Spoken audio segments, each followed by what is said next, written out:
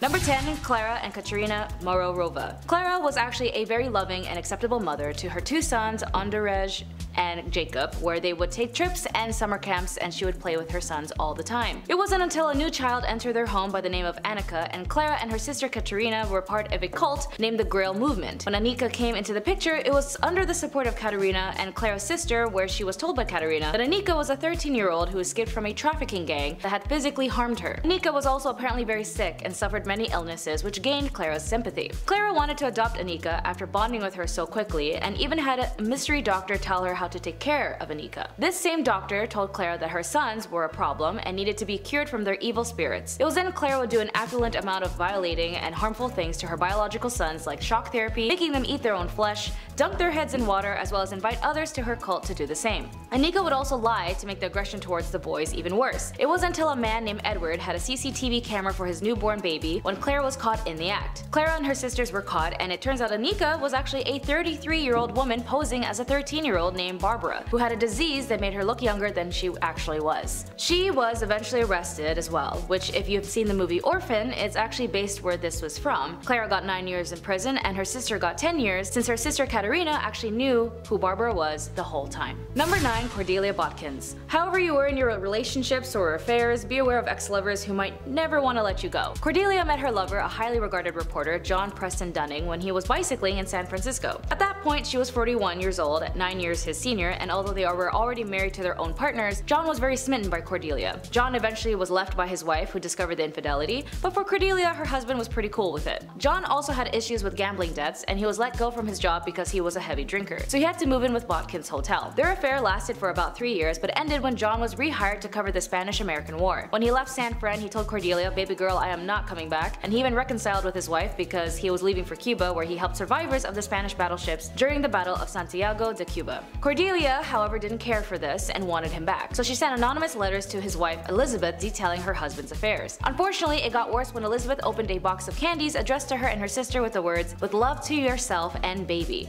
passionately and fond of candy." Elizabeth and her older sister died from arsenic poisoning, and their father was able to decipher their handwriting from the previous letters to Cordelia, and Cordelia went to life imprisonment. Number 8. Mary Sue Hubbard. It was always in the 1950s where a lot of crap happened that led us to the chaos we know today. And for Mary Sue Hubbard, she is also known as the wife of the founder of Church of Scientology, Ron Hubbard. She was sentenced in the federal court in the 1980s to 4 years in prison for her role in the conspiracy to plant church spies in government agencies, steal government documents, and bug at least one government meeting. She told U.S. District Judge Norma Holloway Johnson that she sincerely and publicly apologized for her actions. Johnson ordered Hubbard, who had been freed pending appeal for her 1979 conviction in the case, to turn herself into the federal officials in 3 weeks, to begin serving her sentence. Hubbard, who lived in Los Angeles at the time, was the last of 11 church leaders who were indicted in the conspiracy in August 1978 to go to prison. The indictments came after the FBI raided the church headquarters back then in Los Angeles in 1977, and the raids were said to be the largest ever conducted by the FBI at the time. Documents introduced in courts by prosecutors in 1979 contended the operatives of the church initiated numerous break-ins at government official offices, including the Justice Departments, and they secretly placed a listening device in the Internal Revenue Service's conference room, and all in a apparent effort to combat what the church alleged government harassment. Judge Johnston commented that she didn't know whether the government had harassed the church, but she quotes, "Even if I assumed there was harassment, I still can't accept what you did as excusable." Number 7. Griselda Blanco. Born in 1943, Griselda Blanco, known by her aliases of La Madrina or the Black Widow, emerged as a frightening figure in the criminal underworld. Hailing from Colombia, she etched her name in history as one of the most ruthless and feared queenpins ever known. Blanco's notoriety reached its peak as a key player in the notorious Medellin cartel, a criminal empire synonymous with violence and illicit trade. What sets Blanco apart is her unexpected role as a mentor to none other than Pablo Escobar. However, as fate would have it, their relationship eventually soured, paving the way for a rivalry that would echo through criminal history. Blanco's criminal empire revolved around the transportation of a certain illegal powdery substance from the fields of Colombia to the streets of the United States. This calculated operation, coupled with her alleged involvement in up to 200 people being ushered to the pearly gates, showcased Blanco's audacity and cunning in a male-dominated realm. Her ability to not only navigate but dominate such a perilous environment proved her prowess as a criminal mastermind. Following a stint behind bars, Blanco's life met a chilling end on September 3rd, 2012, when she was wiped out in a hail of lead, leaving a void in the criminal landscape she once ruled. I'm all for girl power, but let's just put that energy somewhere else, shall we? school. Number 6. Christiana Edmonds. Christiana Edmonds, also known as the chocolate cream killer, was an English woman with a really disturbing hobby. She would purchase chocolates, lace them with strychnine, a powerful and toxic chemical, and then return them to the shop. Unexpecting customers who bought those chocolates would naturally fall ill. In 1871, a tragic incident occurred when a young person passed away after consuming one of the poisoned chocolates. Now, following this, Edmonds escalated her campaign by sending parcels of her dangerous chocolates to notable individuals. As the police began linking the fatal and damaging outcomes to the chocolates, Edmonds attempted to deflect suspicion by sending parcels to herself in order to mislead the police. How intelligent. Once she was caught, Edmonds was initially sentenced to death, but her punishment was later changed to life imprisonment due to her mental illness. Number 5. Mary I of England. Born on February 18, 1516, Mary I held the throne as Queen of England and Ireland from July 1553 until her passing. As the only surviving child of the marriage between Henry VIII and his first wife, Catherine of Aragon, Mary I's reign is notable for her brutal persecution of Protestants, earning her infamous moniker Bloody Mary. Her attempt to forcefully return England to Catholicism resulted in the forced passing of numerous prominent Protestants, contributing to a climate of fear and leading around 800 Protestants to flee the country, unable to return until her passing.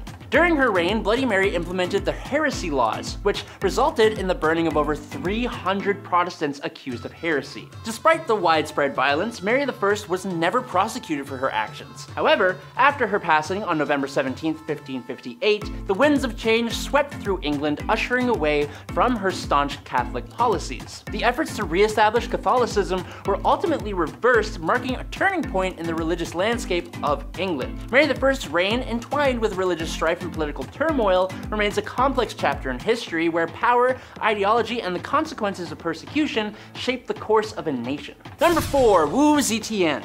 Between 665 and 690, Wu Zetian controlled China as empress through her husband, and later as empress dowager through her sons. However, in 690, she achieved a historic milestone by becoming empress, marking her as China's first and only official recognized female ruler. Wu Zetian maintained her authoritarian position from 690 until her passing in 705. Now, despite the significant achievements in expanding China's territory and establishing it as a powerful empire, her reign was unfortunately also marked by violence and bloodshed. Wu Zetian's rise to power was marked by a series of manipulative and ruthless tactics. She orchestrated the downfall of her political rivals, resorting to schemes such as false accusations, purges, anything to eliminate potential threats. While her success in building a powerful empire is acknowledged, she has faced enduring criticism for the ruthless tactics employed to do so. Number 3. Mary Ann Cotton.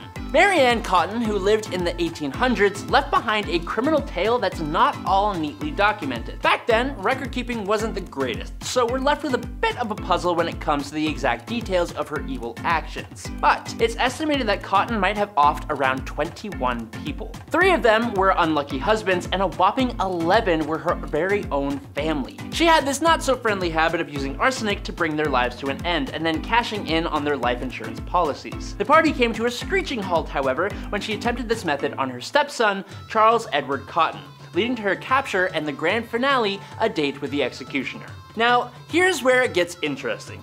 They gave her a short rope instead of the customary long one. This meant that instead of physics causing her neck to snap, she instead suffered a long, slow, agonizing suffocation. Number 2. Mary Piercy. Mary Piercy, born in 1866, lived in Kentish Town, North London, with her lover, Charles Creighton. Feeling unsatisfied with life, at the age of 24, Mary sought more, leading her to become romantically involved with a man named Frank Hogg. However, it seems that Frank was also already spoken for, being already married to his pregnant wife, Phoebe. The dark events unfolded on October 24, 1890, when a policeman discovered the almost severed body of a woman in Crossfield Road, Hampstead, along with a blood-stained pram. Mary's association with the crime drew attention when she displayed hysterical behavior at the mortuary while viewing the body of the deceased woman, later identified as Phoebe Hannellow, Frank Hogg's wife. The next day, the lifeless body of Hogg's daughter was found near Finchley Road, a mile away. This time, the cause was suffocation. As the police became more and more aware of the affair between Frank and Mary, they searched Mary's house and found broken furniture and bloodstains. Mary, seemingly unfazed, played the piano and sang loudly during the search. The police ended up uncovering an axe, 2 knives, bloodstained clothing, and love letters between the illicit couple. Mary's attempts to explain the stains as a result of taking out mice was met with understandable skepticism. The police gathered evidence from neighbors who had witnessed Mary wheeling a pram away from the house on the evening of October 24th and heard screams from her residence. The disturbing truth emerged during the trial at the Old Bailey in December 1890. Mary's defense claimed insanity, but it proved unsuccessful, resulting in her sentencing to be sent to hell. On December 23rd, 1890, at Newgate Prison, Mary Piercy faced execution by hanging, orchestrated by James Barry, just over a decade after her father, Thomas Wheeler, met a similar fate for a similar crime. I guess it kind of runs in the family. Number 1. Delphine LaLaurie. Delphine LaLaurie was a prominent New Orleans socialite who lived during the early 19th century. She's infamously remembered for her role in one of the city's most gruesome and horrifying scandals. Born Mary Delphine McCarty in 1787, LaLaurie married 3 times and became a central figure in New Orleans high society. However, her reputation took a pretty dark turn when her mistreatment of people that she kept forcibly endured came to light. Reports of extreme cruelty and sadistic practices circulated, revealing the disturbing treatment of servants within the LaLaurie mansion. In 1834, a fire at the mansion exposed a hidden chamber where individuals were discovered in appalling conditions, subjected to unimaginable horrors. The shocking revelation sparked public outrage, and Delphine LaLaurie fled the city, leaving behind a legacy of cruelty that continues to haunt the historical narrative of New Orleans. It might be too clever to talk about Lizzie Borden as a pun, but I'll ask you guys about that later. Sorry. Anyways, Lizzie Borden was an American woman who was tried and then later acquitted for the axe murderers of her father and stepmother in Massachusetts. Lizzie was very religious and would go to church and do church activities, teaching Sunday school, etc., etc. 3 years later, after her mother passed away, her father remarried to Abby Gray. Lizzie didn't like Abby that much because she suspected Abby's goal was her father's money, and as tensions grew, even more when Andrew would gift real estate to his new family's wife and their stepmother received a house. The night before the murder, their uncle visited their father to discuss property transfer, which placed more tension. After the crime was committed, the police turned their attention to Lizzie as she gave conflicting testimonies within the day. And after many strange occurrences, like her cleaning her dress and burning it up saying it was covered in paint, the town's suspicion of her drugging her father to sleep in order to whack him with an axe, overall the evidence was unclear and caused many controversial issues. However, the trial was later pushed away when another axe murderer similar to her father and her stepmom's case occurred 5 days prior. Still, the reputation of Lizzie and her sister's involvement was tarnished, and the suspecting evidence and accounts of that day remains unsolved. Number 9. Elsa Koch. Elsa Koch was a German war criminal who committed atrocities while her husband, Karl Otto Koch, was commanded at the Buchenwald in World War II. Because of the egregiousness of her alleged allegations, and her actions included that she had selected tattooed prisoners for death in order to fashionably create lampshades and other items from their skin. These are fake, by the way, they're not real.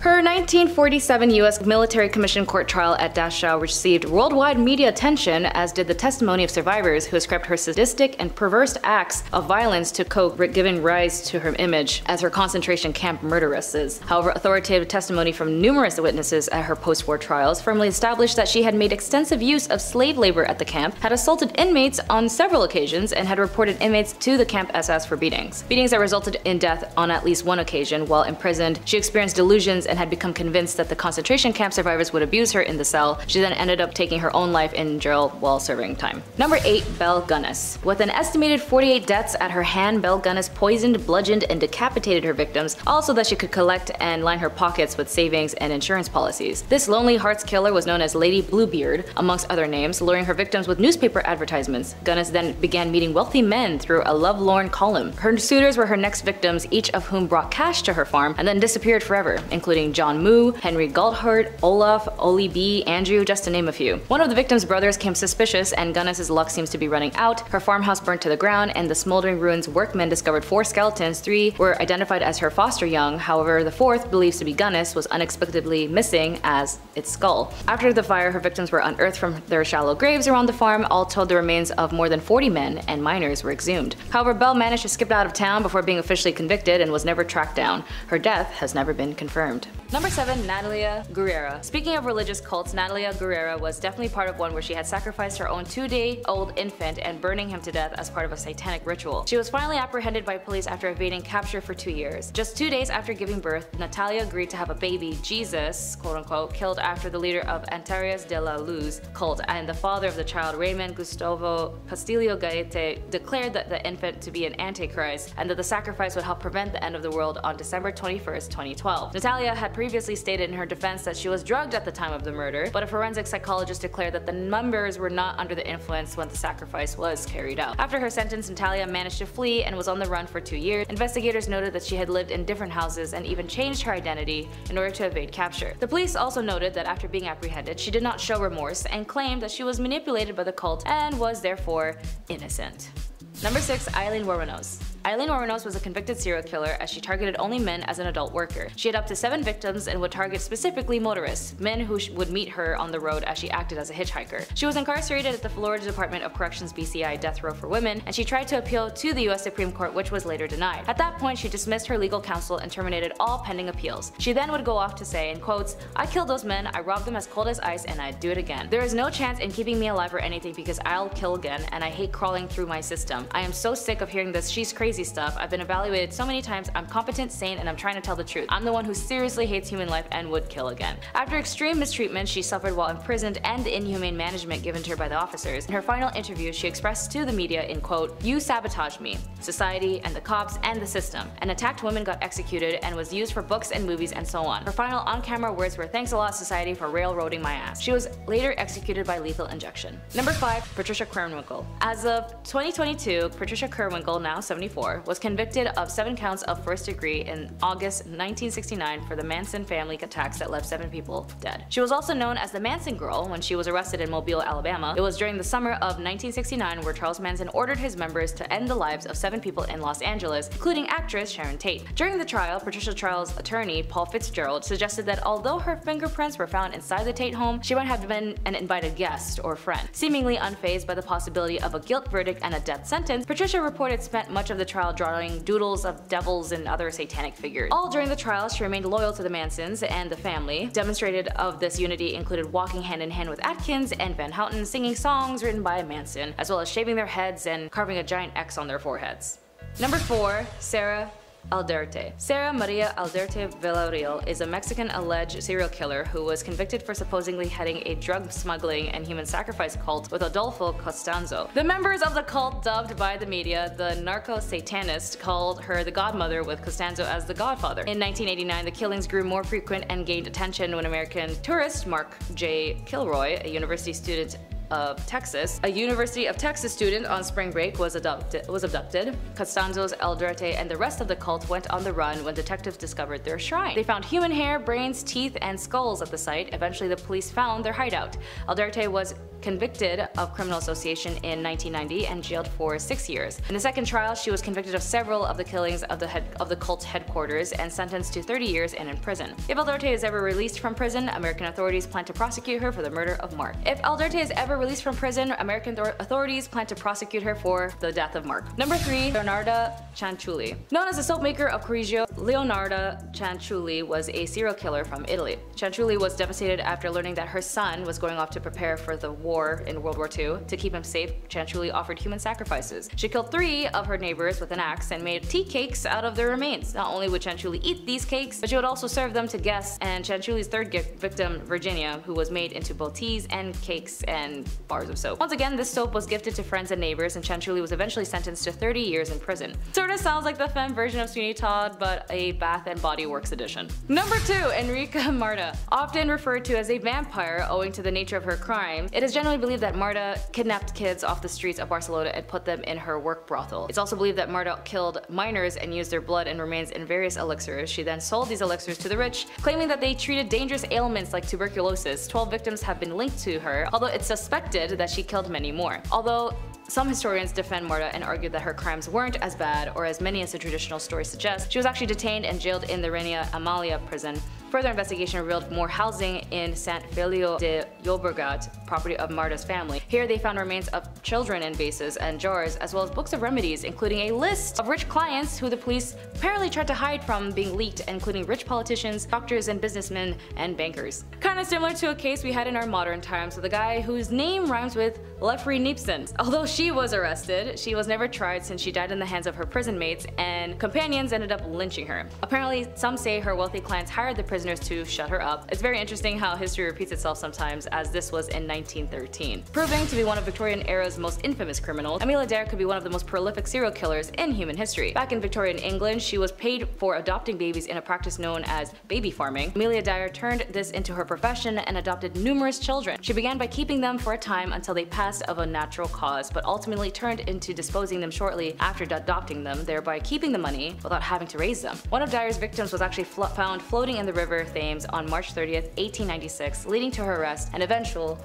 execution. While 6 victims have been confirmed, it's believed that Dare may have killed up to 400 children throughout her life. In one of the most sensational trials of the Victorian period, she was found guilty and later hung. Number 10. The Donovan Family Ouija Board. In the eerie case of the Donovan household, we witness the harrowing consequences of dabbling with the supernatural. Patty Donovan's innocent curiosity led her down a treacherous path when she engaged with, yep, a Ouija board, the thing I hate the most, believing she had found a friend and a spirit. As she grew emotionally dependent on this entity, the disturbing incidents began to unfold. The malevolent spirit, once her confidant or boyfriend, turned into a malevolent force, turned into quite the force, wreaking havoc on her family. It targeted their vehicles, disassembling engines and puncturing tires, leaving them vulnerable and stranded. The spirit's actions escalated with vandalism around their home and inexplicable damage to their property, even to the point of furniture levitating and rocks raining down on their house. It's kind of baffling that the family didn't connect the dots sooner, seeing as the signs of, chaos became increasingly apparent and obvious. Her dad, Ted Donovan's desperation led him to seek help from our favorite paranormal investigators, Ed and Lorraine Warren. Upon their arrival, they sensed a pervasive malevolence within the home, and the family's history with the Ouija board was finally revealed. The Warrens, realizing the gravity of the situation,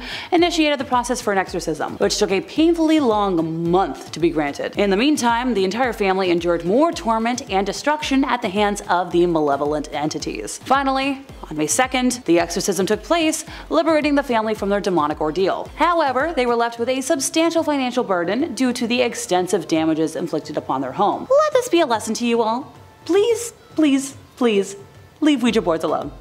Please. Number 9. The Woodruff family. So this incident happened in St. Francisville, Louisiana, and in a home built in 1796 by General David Bradford on top of a formal burial ground, so brace yourselves! Our story begins with a newly married couple, Mr. and Mrs. Clark Woodruff. Mr. Woodruff was a cruel and harmful man and owned numerous slaves, which was the icky norm at the time, and one in particular that he liked to punish went by the name of Chloe. Now, Chloe tried to protect herself from the wrongful punishments by listening in on the Woodruff's conversations and modifying her behavior, which, hey, that's brilliant. Sadly though, one day after being caught eavesdropping, Clark had one of Chloe's ears cut off. The painful experience would stay with Chloe and inspire her to make plans for revenge. On the 9th birthday of the Woodruff's daughter, Chloe placed poisonous oleander leaves into the cake, intending to only get the family sick so she could nurse them back to health and, earn a favor with the family. Tragically, the dose was lethal, and it ended up killing the missus and the offspring. Now, while Chloe was punished fatally by the other slaves and her ghost haunts the home, the mirror in the front hall is cursed and has the spirits of Sarah and her 2 descendants trapped inside of it. People who look into the mirror ever since have reported feeling a sense of dread that stays with them past their visit, experiencing horrid thoughts and more. Look, I'm on team smash the thing, even though I know that would technically make the world worse. So maybe just stick it in a closet somewhere, because it's just messing with every other family. Number 8. Annabelle. Am I biased because Annabelle has always been my favorite demonic artifact? Absolutely I am. Donna and Angie were student nurses and good friends who had decided to room together while in school. And for Donna's 28th birthday, her mom had gifted her a very large Raggedy Ann doll, something she was thrilled about. Hey, personally, I'd react the same way. Let the record know that I'm always down to accept gifts of dolls or plushies. Soon after adopting the precious doll though, Donna started to notice some weird behavior. She would leave Annabelle on her bed every morning behind her locked bedroom door, seeing her the same way with her arms and legs crossed, and would come home at night to Annabelle having moved rooms and in positions that weren't possible. She's described a few instances of the doll kneeling, and speaking from experience, stuffed dolls can't kneel without falling for more than a few seconds. Donna and Angie then started finding notes left throughout the apartment, written on parchment paper in red pen, 2 things they didn't own. When Donna's boyfriend Lou started criticizing the doll, unexplainable handprints and scratches began appearing on his body. And that's when the girls made the decision to call a priest, who then brought in Ed and Lorraine Warren. They were able to calm down the entity enough to remove it from the home and transport her to the museum, where she resides to this day, but not without a couple of, chaos events over the years. Number 7. Countess Elizabeth Bathory. I don't know if you've seen the tales of Snow White and how there was this once evil queen who yearned for eternal beauty, but like all fairy tales come from the stem of truth. Countess Elizabeth Bathory was a Hungarian noblewoman who was an alleged serial killer from the family Bathory, who owned a land in the Kingdom of Hungary. Bathory and 4 of her servants were accused of torturing and killing hundreds of young and old women between 1590 and 1610. During her arrest, it is commonly believed that Bathory was caught in the act of the torture, but the reality was that she was just having dinner. Most of the witnesses testified that she had heard the accusations from others, but did not actually see it themselves. The servants confessed under torture, which is not credible in contemporary proceedings. The accusations of the murder were based on rumors, and as there is no documents to prove that anyone in the area complained about the Countess, in this time period, if someone was harmed or let's say someone stole something,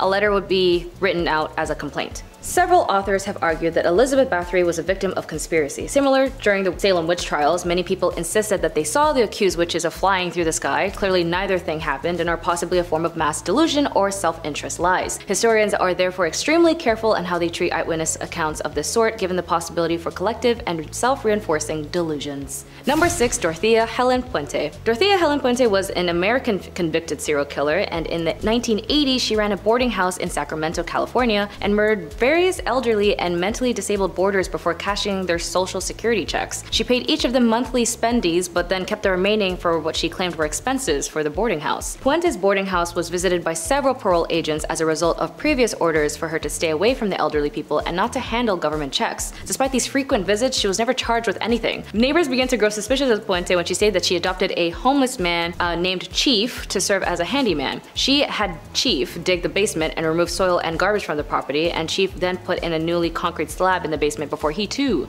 mysteriously disappeared. In November 1988, another tenant in Puente's house, Alvaro Montoya, disappeared, and after he failed to show up for his meetings, his social worker reported him missing. Police arrived at Puente's boarding house and began to search the property. They discovered recently disturbed soil and were able to uncover 7 bodies in the yard. When the investigation began, Puente was not considered a suspect, and as soon as the police let her out of their sight, she basically fled to Los Angeles, where she visited a bar and began to talk to an elderly pensioner. The man recognized her from the news, and then he called the police, and she was charged with 9 counts of murder and was sentenced to 2 years of life. She died at the age of 82 and had always insisted all of her tenants died to natural death. Number 5. Giulia Tofana. Not your typical Chanel number 5, but this too was a femme fatale bottle used by so many women to do one major thing: to get rid of their husbands. By some definitions, Giulia was a girl's girl. After all, it was the 1600s, and women who had malignant husbands who would physically harm and control them was a rather common issue, and the general rule was that unless your spouse passed away, that was the only time a woman could be granted her freedom. In its creation was associated by none other than Giulia Tofana, who apparently was the ringleader of 6 poisoners in Rome. In order to avoid detection from authorities, they actually used the trade name after St. Nicholas and would sell the poison openly as a cosmetic. They even went ahead and used an image of St. Nicholas over the vials, and St. Nicholas and the vial of poison would be sold, affecting over 600 victims, mostly husbands. The active contents inside the vial was unknown, but it was filled with arsenic, lead, and possibly belladonna. It was colorless, tasteless, and therefore very easy to mix with other substances like wine or water. The poisoning would go unnoticed, and its symptoms would mimic other illnesses that was prominent at the time. First dosage would mimic a cold, the third would be digestive issues, and the fourth was death. It was so effective and helpful that when the poison was used to be in its slow active state, it would give the victims time to assume that they were dying and write a will. And if the provider of the poison changed their mind, an antidote was simply lemon juice and vinegar. Fun fact,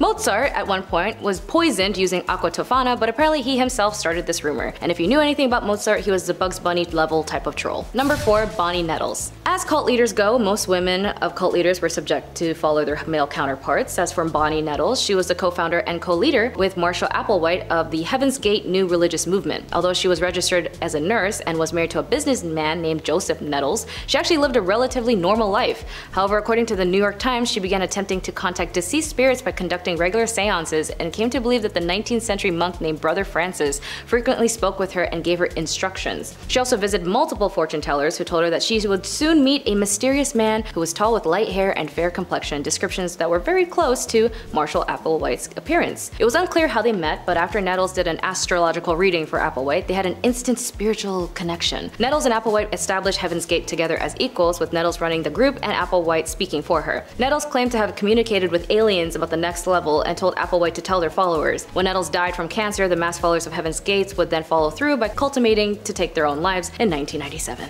Number 3, Eileen Wuornos. On a bit recent note, you may or may not have heard in this case in the news, but Eileen Wuornos was a convicted serial killer as she targeted only men as an adult worker. She had up to 7 victims and would target specifically motorists, men who she would meet as a hitchhiker. Her story begins when her mother at the age of 14 married her father at the age of 19. After 2 months of having Eileen, her parents divorced and left her with her alcoholic grandparents who were also malicious in their care. Eileen would then do adult work as a minor once her grandfather kicked her out to live in the woods at the age of 15, and she tried to take her own life multiple times, all failed attempts, and until she met the love of her life, Tyra Moore, in the late 80s is when she would continue a string of crime. While she was incarcerated at the Florida Department of Corrections BCI death row for women, she tried to appeal to the US Supreme Court, which was later denied, and at that point she dismissed her legal counsel and terminated all pending appeals. She would then go off and say, "I killed those men, I robbed them cold as ice, and I'd do it again too. There's no chance in keeping me alive or anything, because I'd kill again. I have hate crawling through my system. I'm so sick of this she's crazy stuff. I've been evaluated so many times.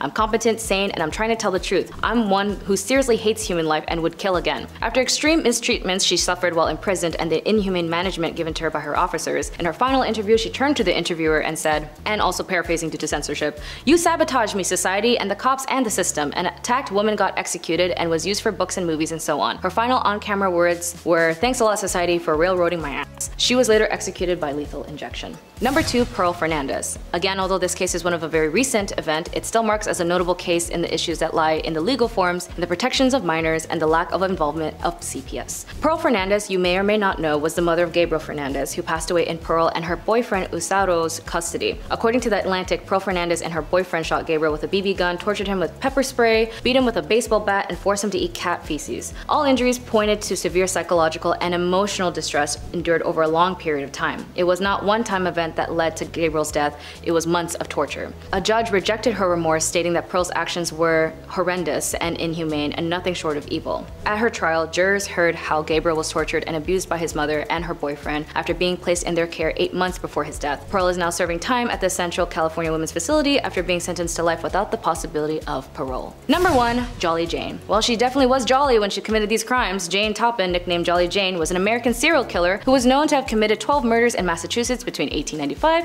and 1901. How did she commit these? Well, she was a nurse, and her objective was oddly enough to target patients and their family members. Doctors who hired her thought of her as one of their best nurses, but today psychiatrists say that she was one of the most unusual serial killers in history. She was born and raised in the Boston Female Asylum, where unwanted female children were often abandoned. There she was adopted by Ann Toppin, where she was under foster care until she was 18. At this point, she then pursued nursing at Cambridge Hospital in Boston. It was here where she stated her interest in the patients was ought to be taken care of. She grew emotional attachments to them, and if she really liked them, she would fake their medical documents to force them to stay longer at the hospital. She would then also dose her elderly patients with opium to see how they react with the drugs, and then upping the dosage each time. She would also watch them slowly succumb to their death, and she would also mix different types of poisons with her patients and other drugs to stage a sickness and nurse them back to health. Very similar to the Gypsy Rose Blanchard case, where her mother Dee Dee had a mental illness known as Munch-Austin syndrome by proxy. This mental health condition is basically where a caregiver makes up or causes an illness or injury in a person under their care, such as the young or the elderly adult, or a person who has a disability. Because vulnerable people are the victims, MSBP is a form of multiple harm cases. Jolly Jane also had a masochistic side, as she would even get into the bed of her patients who were suffering until they died. She wasn't caught until she used a metallic-based poison on a victim, which finally sparked an investigation. In a court 1902, Toppin was found guilty, and then she told her attorney that she actually killed more than 100 people and even got in beds with more of her victims. She was sentenced to stay at an asylum, stayed there until her death. For 10, Mary I. So this is a ruler who could have reserved a place in common history as the first woman ever to be, the Queen of England. Instead, she is mostly remembered as Bloody Mary, a name she acquired because of her staunch and violent opposition to the Reformation. Look, the interwebs don't like the B word, so I had to spell it out.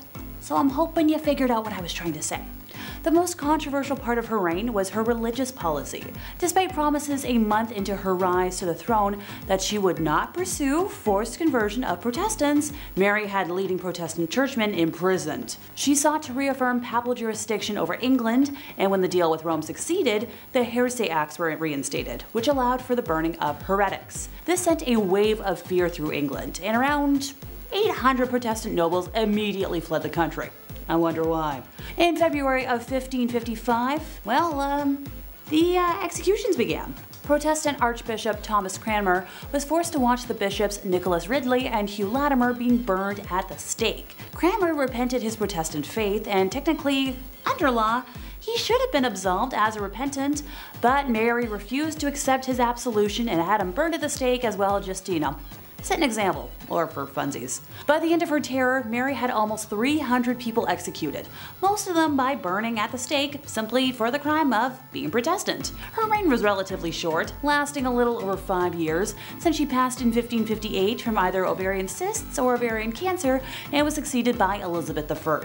Number 9, Wu Zetian. Look, I know I said in the title of today that I'd be talking about evil queens, but I support all women's wrongs. And rulers in other countries tend to have different titles to their equivalent of queens. So Wu was born to a relatively wealthy family and had extremely progressive parents, becoming well versed in a wide range of subjects including writing, music, literature, and perhaps most importantly, politics and governmental affairs. By the age of 14, Wu was summoned to the imperial palace to become a concubine of Emperor Taizong. After his passing, the newly anointed Emperor Li Zi, the youngest son of the late emperor, who became Emperor Gaozong, brought Wu to the imperial court to be his own concubine. I'm not going to unpack that. In 654, Wu bore a daughter, but shortly after the birth, it passed, with evidence showing strangulation.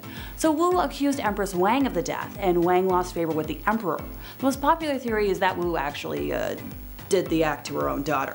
So thereafter, the emperor conferred with his chancellors and, despite opposition, demoted Wang, having her imprisoned, and promoted Wu to empress. Later on, the emperor considered having Wang released, but Wu had her executed upon hearing this, because, can't have any witnesses. Upon her accession to the throne, Wu began targeting officials who had opposed her rise to power, having them arrested and imprisoned, exiled, forced to take their own lives, or executed. In 664, she accused several officials of witchcraft and had them executed as well, and their families became slaves within the imperial palace. In another incident, she killed her niece with poison, accused 2 others of the death, and executed them. She eventually passed after repeated bouts with illness, so nothing nefarious there. Number 8, Isabella of Castile. So when Isabella was born on the 22nd of April in 1451, there was little chance she would ever become monarch of Castile, as she was very far removed from the direct royal lineage. War, politics, and subterfuge intervened, however, and for many years, the Kingdom of Spain was in turmoil, suffering from civil wars and a lot of chaos. To quell one of the rebellions, the hand of Isabella was promised to the commoner, Pedro Duran Acuna Pacheco, but on his way to her, he suddenly fell ill and, passed. Now, this immensely fortuitous event for Isabella cemented her devotion to her faith, since she didn't exactly want to marry a commoner and prayed for divine intervention. Her marriage to Ferdinand, heir to the thrones of Castile and Aragon, cemented her future power. After the death of the King of Castile, the throne was given to Isabella. Her cruelty is recognized in the treatment of non-Christians, which led to the formation of the Spanish Inquisition, known for its extreme brutality and torture of mostly Jewish and Muslim folks. Isabella waged war on the Kingdom of Granada, the last Muslim kingdom in Spain, and the last piece to fall in the Spanish Reconquista. While some may see it as the liberation of Spain, for many others it was open genocide. By the time Granada was annexed, 100,000 Muslims were either dead or enslaved. Number 7, Robert the Evil Doll. Hey, for starters, this doll only looks vaguely human. His nub of a nose looks like a pair of pinholes, and he's covered in brown little nicks, like scars. His eyes are beady and black, and combined with his malevolent smirk, it's terrifying to look at. Clasped in his lap, he's holding his own toy, a dog with disproportionate eyes and a too big tongue falling out of its mouth. The doll originally belonged to Robert Eugene Otto, an artist described as, well, eccentric. Neighbors of Robert used to hear him having a conversation with the doll, and this continued into his adult years. He brought it everywhere, and talked about it in the first person as if it weren't a doll, which I know, might sound kinda batty. but it's the best way to deal with cursed objects. Trust me, I'm talking from experience. The doll remained stored in the Otto family home until Robert passed away in 1974. After his death, a couple bought the house and their 8-year-old found the doll in the attic. The young girl often claimed that the doll was trying to kill her, and it's now on display in a museum in Key West and is still believed to curse people. His last caretaker before the museum experienced him disappear and reappear as he pleased, along with hearing footsteps and giggling in the attic. Some claimed Robert's expression changed when anybody badmouthed Otto in his presence. Oh, and he's been responsible for a few car crashes, some divorces, and broken bones. So, good Robert, good doll, please. I don't need to be cursed. My life's crazy enough as it is. Number 6, another Ouija board incident. The story of Mark and his family's eerie encounter with a cursed Ouija board infested home in Australia is nothing short of a supernatural roller coaster. At first, subtle signs emerged, like their dog's reluctance to enter the house, which was dismissed as, a mere adjustment to the new environment. But things quickly escalated. Mysterious flooding in the laundry room, shattered light bulbs, and an overwhelming sense of unease in certain areas of the house signaled something far more sinister. The disembodied laughter, shuffling feet, and phantom voices only intensified their torment. Even visiting relatives experienced the unnerving phenomena firsthand. What's truly chilling is the revelation about the previous renter's involvement in seances and a messy divorce, possibly leaving behind a trail of spiritual chaos. Possibly. Maybe. Mark's mother's decision to consult a local pastor led to a grim revelation of multiple demonic entities lurking in their home. As the supernatural disturbances grew unbearable, the family decided to take action. The mom's brave confrontation with the paranormal, reading Bible verses aloud, was met with the spirit's fury, resulting in potential poltergeist activity. The climax of this terrifying tale came when the youngest member of the family miraculously survived a fall from an open window. This event was the final straw, prompting them to flee the cursed house without looking back. Once again, not to sound like a broken record, leave Ouija boards alone. Please. Number 5, a cursed painting. Technically, this item cursed enough households to be a top 10 list of its own, which is a nightmare for my brain. The tale of the Crying Boy painting is a chilling example of the inexplicable, a bizarre intersection of art and the supernatural that unfolded in the 1970s and 1980s. Bob Smith's childhood fascination with the seemingly, innocent painting turned into a haunting mystery when a kitchen fire devastated his grandmother's house, leaving only the painting unscathed. The eerie connection deepened when Bob later learned that the very same painting had caused similar tragedies in other households. Giovanni Bregolin's series of paintings, of which the Crying Boy was a part, became notorious. In 1985, the Sun newspaper in the UK published a shocking account of May and Ron Hall, whose home was consumed by fire, with only the cursed painting surviving unharmed. What's truly unsettling is the firefighters' claim that he had witnessed multiple house fires, where everything was reduced to ashes except for copies of the Crying Boy. The widespread reports of similar incidents fueled the belief in the painting's curse, leading to a wave of fear and destruction. Ultimately, the Sun's bonfire of these paintings marked the end of their popularity, but a few copies still linger, carrying with them the ominous aura of the inexplicable. So, if you have one, burn it. Number 4, a conjuring book. In this perplexing case, the Foster family found themselves entangled with quite the evil artifact. Yep, a book to conjure evil things that, if you haven't guessed it already, brought malevolent forces into their home. The eerie events began when Lorraine Warren received a mysterious call from a Mrs. Sandy Foster in the middle of the night, only to have the phone connection mysteriously severed. The following day, Lorraine visited the Fosters and learned of the disturbing occurrences plaguing their household. Meg, the daughter, had unwittingly invited dark spirits by dabbling in the occult, and the family experienced a series of terrifying events. I'm talking the classic: faucets turned on by themselves, phantom footsteps echoed throughout the house, and strange lights and sounds plagued their nights. So, go Ed and Lorraine, they stepped in to confront the menacing presence. They discovered that Meg's bedroom was a hub of occult activities. Containing black conjuring candles, occult vestments, and ritual books. Ruh-roh. They sealed the room, removing the sinister artifacts, and as they worked to dispel the evil, they encountered a chilling telepathic feeling of dread and an inexplicable force preventing them from ascending any kind of stairs. Despite these challenges, Ed and Lorraine persevered. With holy water and prayers, they successfully cleansed the house of the malevolent entities. The case serves as a haunting reminder of the dangers of dabbling in the occult and potential consequences of summoning forces beyond human comprehension. See? I told y'all.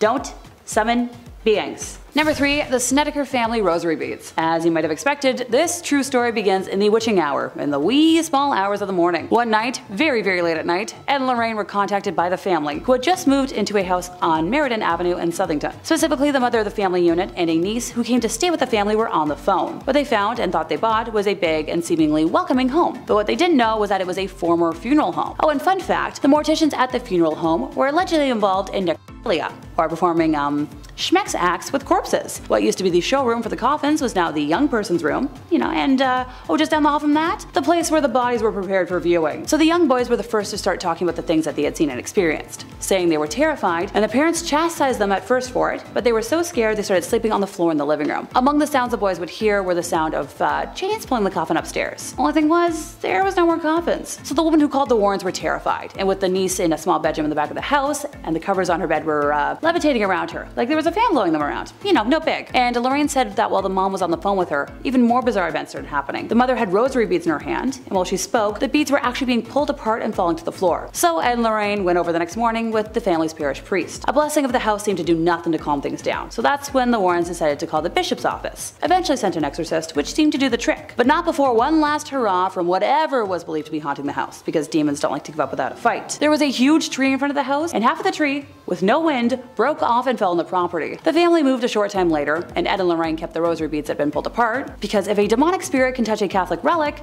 that's just a really bad thing. Number 2, Bathsheba's jewelry box. Soon after the Perron family moved into what they thought was a really fun home, strange occurrences began to unravel, initially dismissed as minor inconveniences. We're talking brooms moved on their own, and the young daughters started seeing apparitions. Carolyn Perron, determined to uncover the truth, delved into the history of the house and discovered a lineage plagued by mysterious and tragic deaths spanning 8 generations. The most ominous presence was that of Bathsheba Sherman, a woman associated with witchcraft. Bathsheba's malevolent intentions became evident as the family's life spiraled into a nightmare. One harrowing incident involved Carolyn experiencing an inexplicable puncture wound on her calf, resembling a large sewing needle impalement. This unsettling occurrence was just one of the many tormenting episodes endured by the Perron family over their decade-long residency in the house. Thankfully, the Warrens got summoned to help the family, and they identified a cursed artifact, a mysterious box, which they believed acted as a conduit for the evil energy afflicting the household. So they took it with them. End of story. Thank goodness. Number 1, don't open the box. In Jewish folklore, a dibuk is an evil spirit. Supposedly, a Holocaust survivor accidentally summoned the demon while using a homemade Ouija board, but managed to trap it inside a wine cabinet. Kevin Mannis bought the box at an estate sale in 2001 and immediately started having nightmares about an evil hag. Ditto for the friends who stayed with him. He gave the box to his mom, who suffered a stroke on the same day, and later owners have also claimed that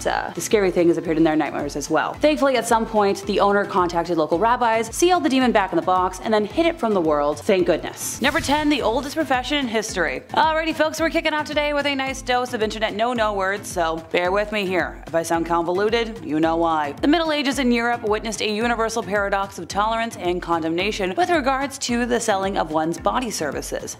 While technically a sin because it hinged on the act of fornication, this act was recognized by the church and others as necessary, or a lesser evil. It was accepted as fact that young men would seek out sexual relations regardless of their options, and thus this profession served to protect respectable townswomen from seduction or worse. In 1358, the Grand Council of Venice declared that this field was absolutely indispensable to the world. In general, declarations proclaiming the necessity of this line of work were not quite so enthusiastic. The church didn't hesitate to denounce it as morally wrong, but as St. Augustine explained, if you expel it from society, you will unsettle everything on account of lusts. So, you gotta have it. It just wasn't exactly ideal back then. Number 9, hunting witches. Witch hunters often had their suspects stripped and publicly examined for signs of an unsightly blemish that witches were said to receive upon making their pact with Satan. Now, this devil's mark could supposedly change shape and color, and was believed to be numb and insensitive to pain. And more often than not, women were both the witches and the witch hunters. And in these cases, it was easy for even the most minor physical imperfections to be labeled as the work of the devil himself. Moles, scars, birthmarks, sores, and tattoos could all qualify, so examiners rarely came up empty-handed. If found guilty, witches would be sent through a series of trials and punishments, starting with the scold bridle. Also known as a witch's bridle, a gossip's bridle, a brank's bridle, or simply branks, this was an instrument of public humiliation. It was an iron muzzle in an iron framework that enclosed the head.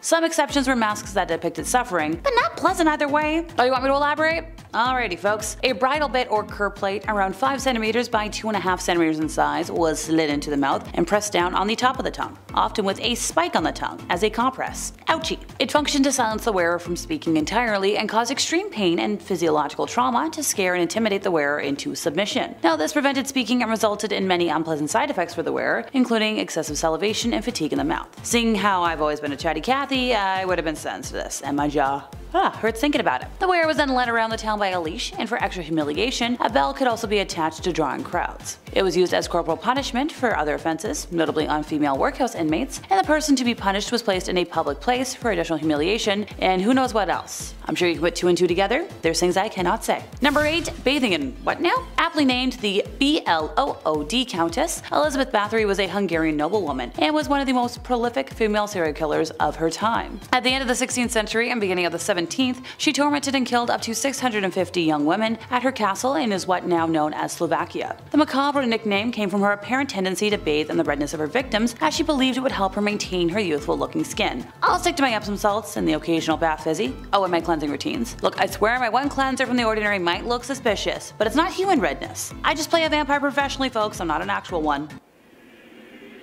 Or maybe. Number 7. Catherine de' Medici. I'm chuckling, but I'm glad my obsession with rain in high school is about to come in handy. So serving as the Queen of France from 1547 to 1559, Catherine had enormous political sway over her sons, the French kings Francis II, Charles IX, and Henry III. They reigned through the French wars of religion and faced problems with a group of Calvinist Protestants called the Huguenots. It is widely believed by historians that Catherine attempted to have their leader, Gaspard II de Coligny, assassinated. The attempt failed, and fearing retaliation from the most powerful folks in power, Catherine planned to kill them all before they could take action. The result was the St. Bartholomew's Day Massacre, which resulted in the deaths of between 5,000 to 30,000 Huguenots. Number 6. Lady Elizabeth Bathory. Born in 1560 on a family estate in royal Hungary, Elizabeth was of noble lineage and privileged with education, wealth, and a lofty social rank. Her first taste of the morbidly bizarre was introduced to her during the early years of her life, when she suffered seizures which might have been epilepsy. Treatment at the time for such bouts included feeding the patient human redness and bits of skull from a non-sufferer. She bore witness to brutal punishments and executions carried out by her father's officers and was influenced by family members involved with Satanism and witchcraft. When she was barely in the double digits of age, Elizabeth was engaged to Count Ferenc Nadasdy, who she later married. Her husband spent much of his time away from home fighting the Ottomans, leaving Elizabeth to run the estate. Her sadism became more pronounced as time wore on, and upon the death of her husband in 1601, her vicious crimes escalated. Most of her victims were girls around the age of the time she got married, and were usually the daughters of lesser gentry who had been sent to court to learn etiquette. Her favorite punishment methods including using pins to stick under her victims' fingernails and covering her victims in honey and leaving them out to be eaten by ants and other insects. Other methods included whipping her victims with nettles and frequently burning body parts, especially genitalia. After burning her victims, she would dump them in icy water. Many of them were punished to the point of death, some of whom were buried in unmarked locations, and some sources even claim she engaged in people munching, making that her darkest secret. Elizabeth and a few of her servants were eventually arrested in 1610, and her accomplices were put on trial in 1611. With over 300 witness accounts and numerous testimonials, a guilty verdict was assured. A servant girl who claims to have seen evidence in Elizabeth's private books stated that her victims were around 650 folks. The accomplices were sentenced to death, and Elizabeth was confined to a bricked-up room with slits for air and delivery of food. She was found dead a couple years later. Number 5. Marie Antoinette. So France's queen between 1774 and 1792 was Marie Antoinette, who was, the last queen before the French Revolution. She had quite the reputation for splurging on expensive things and found herself in quite a few scandals. One in particular was the affair of the diamond necklace. So Countess de la Motte, a young lady, pretended to be the queen's friend and entered the French court in 1785. She fooled a high society member into believing that Antoinette loved him. She even hired a buy-selling worker and disguised her as the queen and convinced the man that Marie wanted to purchase a diamond necklace. The jewelry cost around 1,600,000 livres then, which is almost $12 million today. The money was never paid, and the queen had no clue about what had taken place. But even though she was innocent, the public still despised her. Granted, she's mostly known for her infamous dialogue. When French subjects could not afford bread, she said, "Let them eat cake," which fueled the French Revolution and ultimately led to her execution.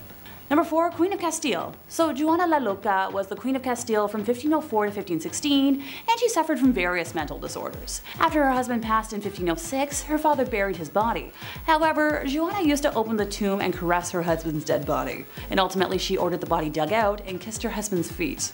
Additionally, she would carry his coffin everywhere with her, and actually kept it under her bed. Years later though, she eventually allowed his burial outside her window. Look, I just keep weird dolls under my bed. Number 3. Maria Eleonora of Brandenburg. Maria Eleonora, born on November 11th of 1599, passing eventually on March 28th of 1655, held the title of Queen of Sweden from 1620 to 1632 as the wife of King Gustav II Adolf. Coming from a noble German family, she belonged to the prestigious house of... I'm not even going to try and say that. However, when Maria and Gustav gave birth to a girl with a genetic condition causing excessive hair growth, Maria was deeply shocked. The unexpected appearance of her daughter, combined with societal beauty expectations, pushed Maria to her limits. She considered her daughter ugly and refused to care for what she perceived as a monstrous creature. When Gustav died when Christina was only, this many years old, Maria blamed her for his death. For over a year, Maria subjected Christina to very harsh punishment, confining her to blacked out, darkened rooms to mourn her father in solitude for very extended periods, even placing her father's open casket in Christina's room and demanding she sleep next to it, which that's way too morbid. Even by my standards. Maria's mental state deteriorated, eventually leading to Christina's removal from her custody. So, thank goodness for Christina. Number 2 is Cixi the Dragon Lady. So, the story of her rise to power is a remarkable one.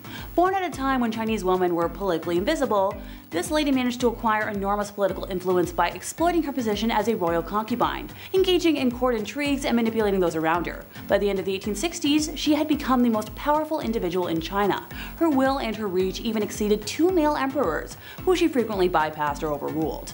Now, she was originally born Lan Kuo in 1835, the daughter of a minor Manchu official, and at age 15 she was selected as a potential concubine for the emperor and relocated to the Forbidden City.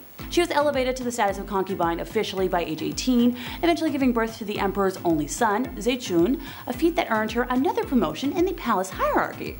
The emperor died in 1861, and shortly after the disastrous Second Opium War, left the throne to his only son. So as the mother of the reigning emperor, Cixi was given the courtesy title Dowager Empress. So by this point, the empress had become quite adept at manipulation, palace intrigues, and power games. Through forged evidence and false testimony, she engineered the arrest of the 8 ministers, 3 of whom were later executed. With the regency council gone, the empress became the de facto regent for the duration of her son's reign, until his early death from smallpox in 1875.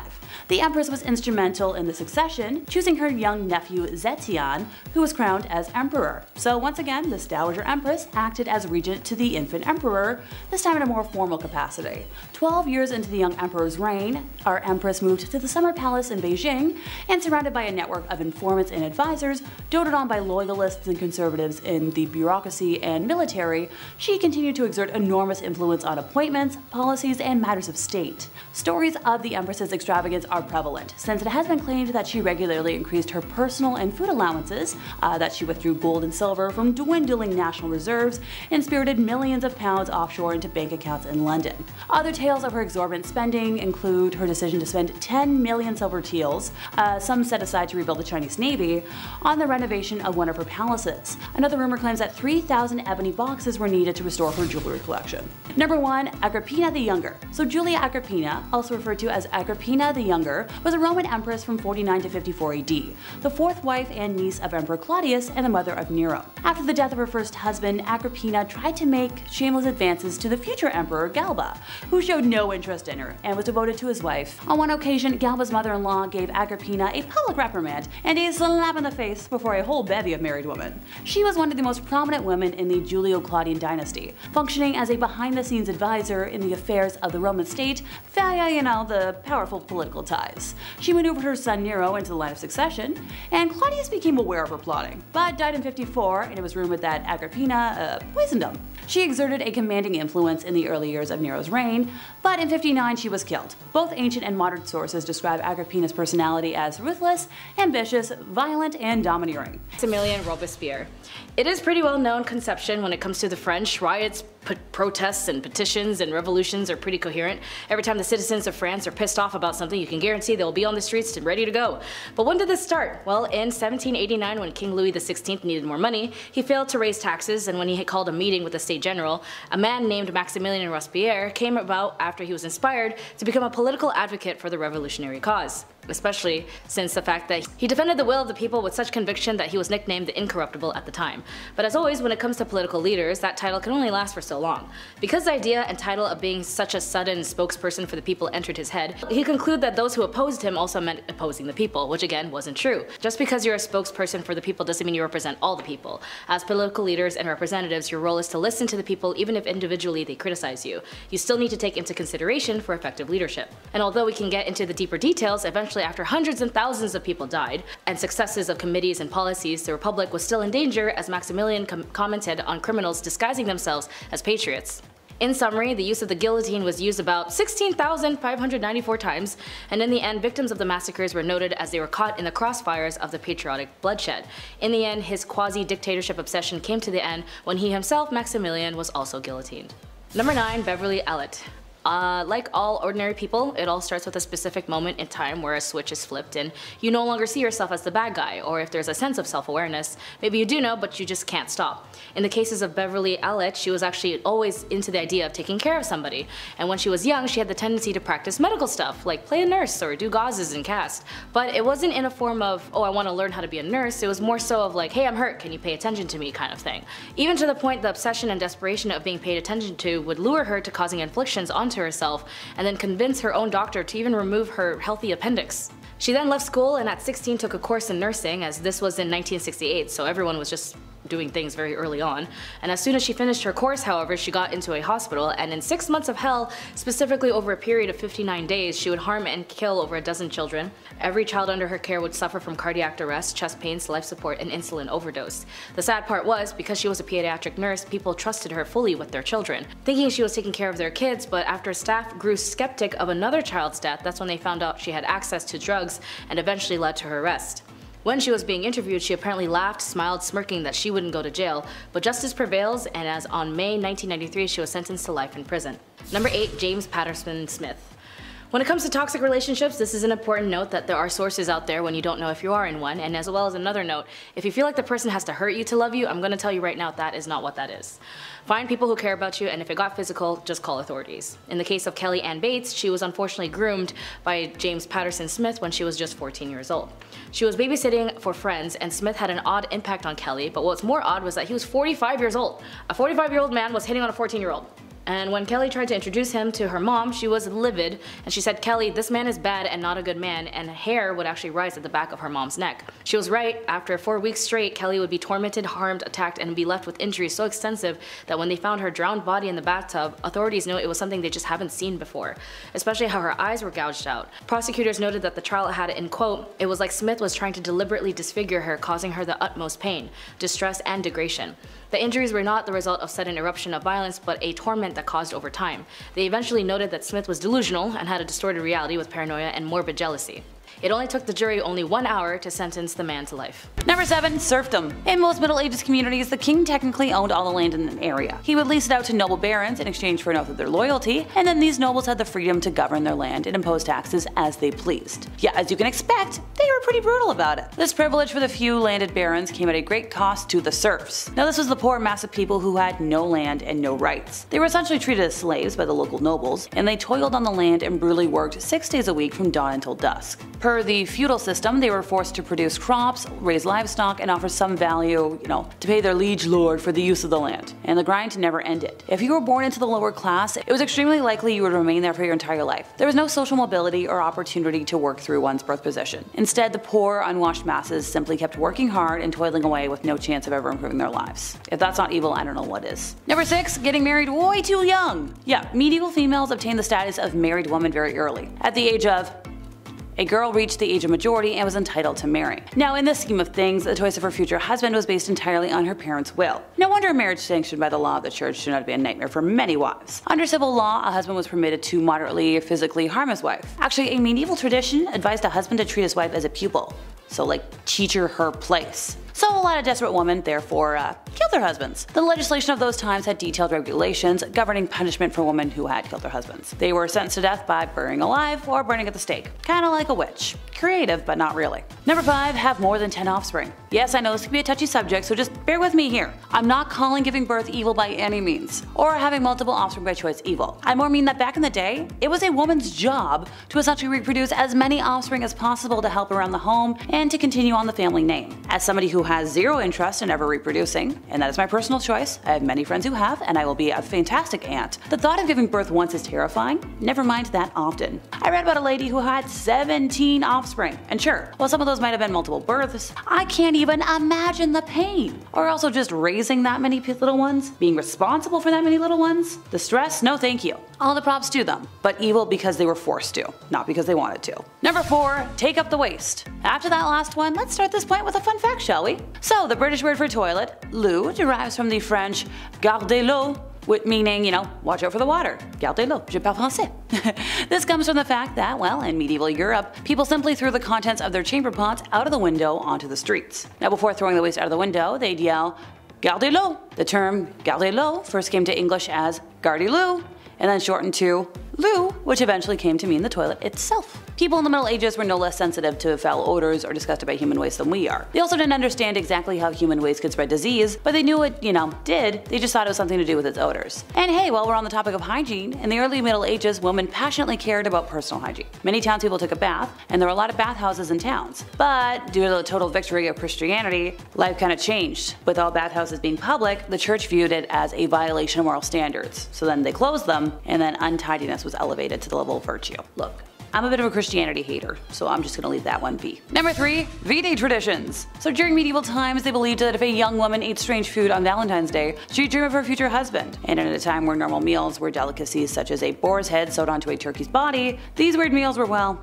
extra weird. The roasted hedgehog was just one of the bizarre foods that these young women would enjoy in hopes of seeing visions of their future Valentines. Yeah, okay, because that's gonna make me gag, how about we do a little palate cleanser before we move on to the next bad thing? So other sayings that were popular at the time was if you saw a bluebird, you would marry a happy man. If you see a goldfinch, you're gonna marry a millionaire. And if you see a sparrow, you're marrying a poor man. If you find a glove on the road on Valentine's Day, your future beloved will have the other missing glove. Now by the 18th century, gift giving and exchanging handmade cards had become common practice. In England, handmade cards incorporating lace and ribbon became popular. And eventually this form of gift spread to the American colonies and into our traditions today. Also, it was found to be terrible luck to sign your name on a Valentine's Day card, and the superstition must have been very confusing for some folks, but convenient for others. As well as cards and flowers, the next gift to become popular was the giving of chocolates, and this can be traced back to Richard Cadbury, of yes, the famous chocolate making family, who invented the first Valentine's Day candy box. Now as those grew in popularity, chocolates started to be given in decorated boxes filled with, romantic imagery. I remember my first boyfriend got me a box back, way back when, it was a box of chocolates. I think my mom still has the box, because it was a really pretty box. Number 2, institutionalized. Okay folks, back to the icky stuff. Being sent away was a way to impose a pious life of no ownership or wealth, sexual relationships, any devotion to God, and administer healthcare and alms to the most unfortunate in society. In reality, it didn't always work.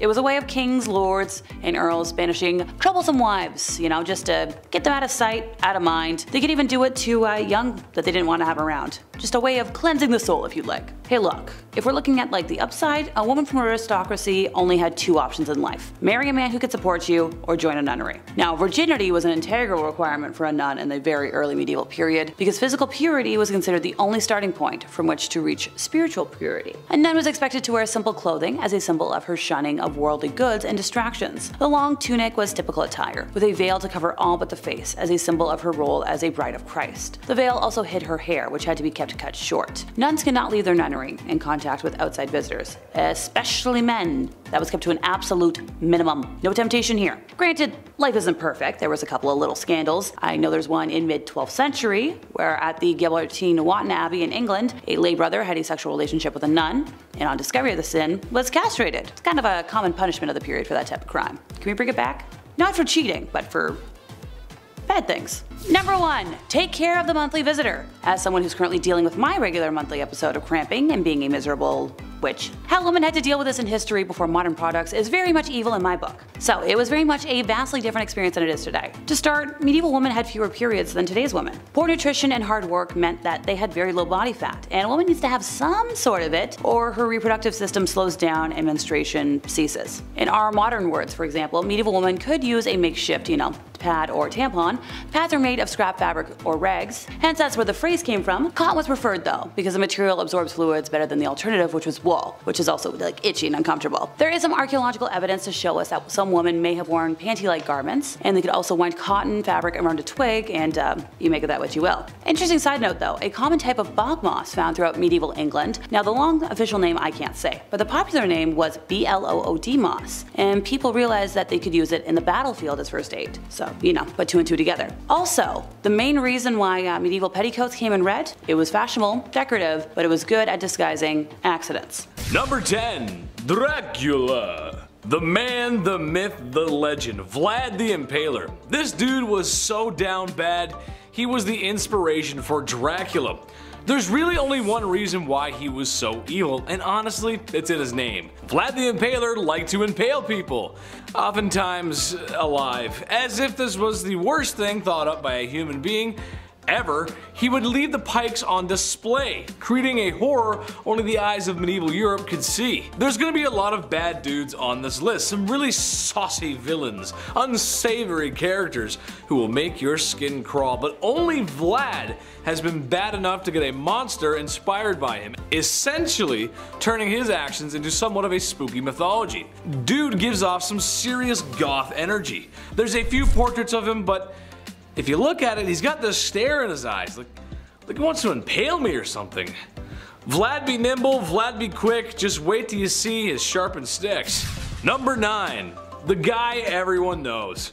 Look, YouTube won't let me say his name, but do we really have to? I mean, it's Mustache Man. Infamous for his bad art and lame book, he was the fascist leader of Germany. The very same leader who forced the world into World War II. Remember that one? Yeah, he's the very same monster who organized the destruction of Jewish peoples in Europe, and if he had his way, probably the whole world. I wouldn't be surprised if you showed a picture of him to anyone on Earth, any country, rich or poor, and they will most likely know who that was. That's the kind of evil that will get you talked about in classes all over the world, and likely for a long time. Eventually, he got what was coming to him, and the world had peace and prosperity, and there was never ever another bad stinky war ever again. Why is he not number 1, you might be asking? Well, that's just because his numbers don't compare to others, which is a very troubling statistic. I'll get to that later. Number 8. Busy Man. Most people on this list are not going to need any introduction. Genghis Khan is no exception to that. The Mongol warrior king saw his nomadic empire stretch thousands of miles, being one of history's largest empires. If you've been paying attention in history class, and you should have been, don't skip class or Big Ched will put you in the naughty corner. Bad. Yes, that's right, I just referred to myself in the third person. Speaking of third person, that's how many people Genghis unalived in his bloody conquests. Oh, did I say 3? I actually meant a lot. Did I say a lot? I actually meant a disturbing amount. Some people like to point out that he was accepting of other people's cultures and beliefs. Yes, that is true, but that's after he burned down the village right before he got to yours, and you got forcibly assimilated into his numbers. As you can also imagine, a bloodthirsty barbarian like him did not treat women with much respect. It's Genghis Khan, man. That's just how it do be. Number 7. Basil Zaharoff. When it comes to a good salesman, from what I've been told from friends who used to do door-to-door or did retail and the require of commissions, they always tell me that it's about human connection. And as for Basil Zaharoff, he was viewed as a master of bribery and corruption. Considered as the mystery man of Europe, you're looking at the most important people of the time when it comes to influencing the political scene in Europe with his arms deals. On both sides, he would actually sell weapons where he'd be dubbed Merchant of Death. He didn't care which side he was selling to, just as long as he was selling. After all, considering the current times, war is a business. Not even at the expense of civilians or human life as a whole. To men like Basil, they only care about money. Even today, despite his transactions, they remain a mystery as he took up 2 days burning as much evidence as possible. After the First World War, he wanted more money and focused on the conflicts in Greece, where he single-handedly convinced both parties between Venizelos and King Constantine to use his weapons against each other. He was basically playing Sims, but in real life. In the end, his life was shaped by seizing opportunity wherever he could find it, and through his self-serving businesses dealings, he helped shape the power dynamics of Europe and thus played an instrument part in the history of the continent. Number 6. Brenda Spencer. I Don't Like Mondays is a song by Boomtown Rats and a famous quote by our favorite cat, Garfield. But for the 16-year-old Brenda Spencer, who the song Boomtown Rats is based off of, is one of that's very concerning.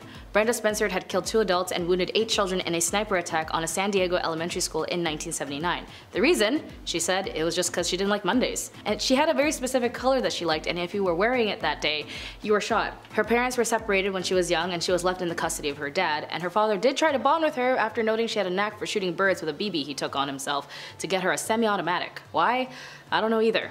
But he could have just taken her to like the mall or something. But apparently, according to Brenda, she said the reason why her dad got her the weapon was because she knew she was depressed and there was rumors that she wanted to take her own life. The morning of the event that took place is when her separated father left home and she was supposed to be at school, but it was noted by her teachers she had no interest in academics. And so she lived next to an elementary school, and when she saw the children and the adults around, that's when she fired.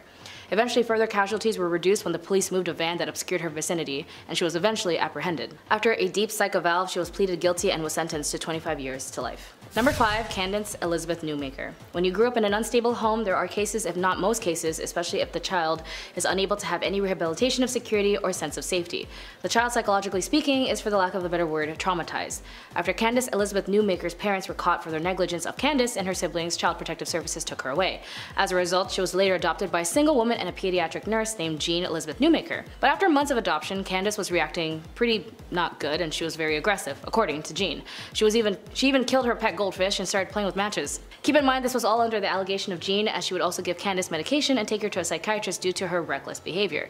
In the year 2000, Jean took Candace to a pseudoscientist by the name of Cornell Watkins, who didn't have a license, to do a 2-week intensive attachment therapy program that cost $7,000. She found this so-called psychiatrist from another licensed psychologist named William Goebel. After 2 weeks, Candace died from the so-called rebirthing session, and the goal of this so-called rebirthing required an individual, in this case the child, to mimic a simulate womb covered by flannel sheets and pillows. Candace was held down by 4 adults where she was begging and pleading that she couldn't breathe. She yelled 11 times that she was dying, to which the people involved, named Julie Ponder, said go ahead and die right now, for real. After 20 minutes, Candace threw up, excreted inside the sheet, and despite, they still restrained her. 40 minutes after, they asked her if she wanted to be reborn, and she responded no. They yelled at her that she was a quitter, and at the end of the session she realized that she was motionless, her fingertips were blue, and Jean, who was watching the session from another room, took notice and tried to do CPR.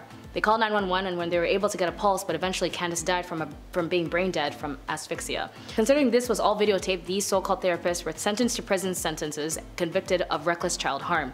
And after that, the US House of Rep passed Candace law in Colorado and North Carolina, preventing reenactments of the so-called birth experience. Number 4. Delphine LaLaurie. Delphine LaLaurie was also known as Madame LaLaurie, who was a New Orleans socialite of French Creole descent who lived in the 19th century. She is infamous for her association for one of the most notorious instances of cruel and harm in American history.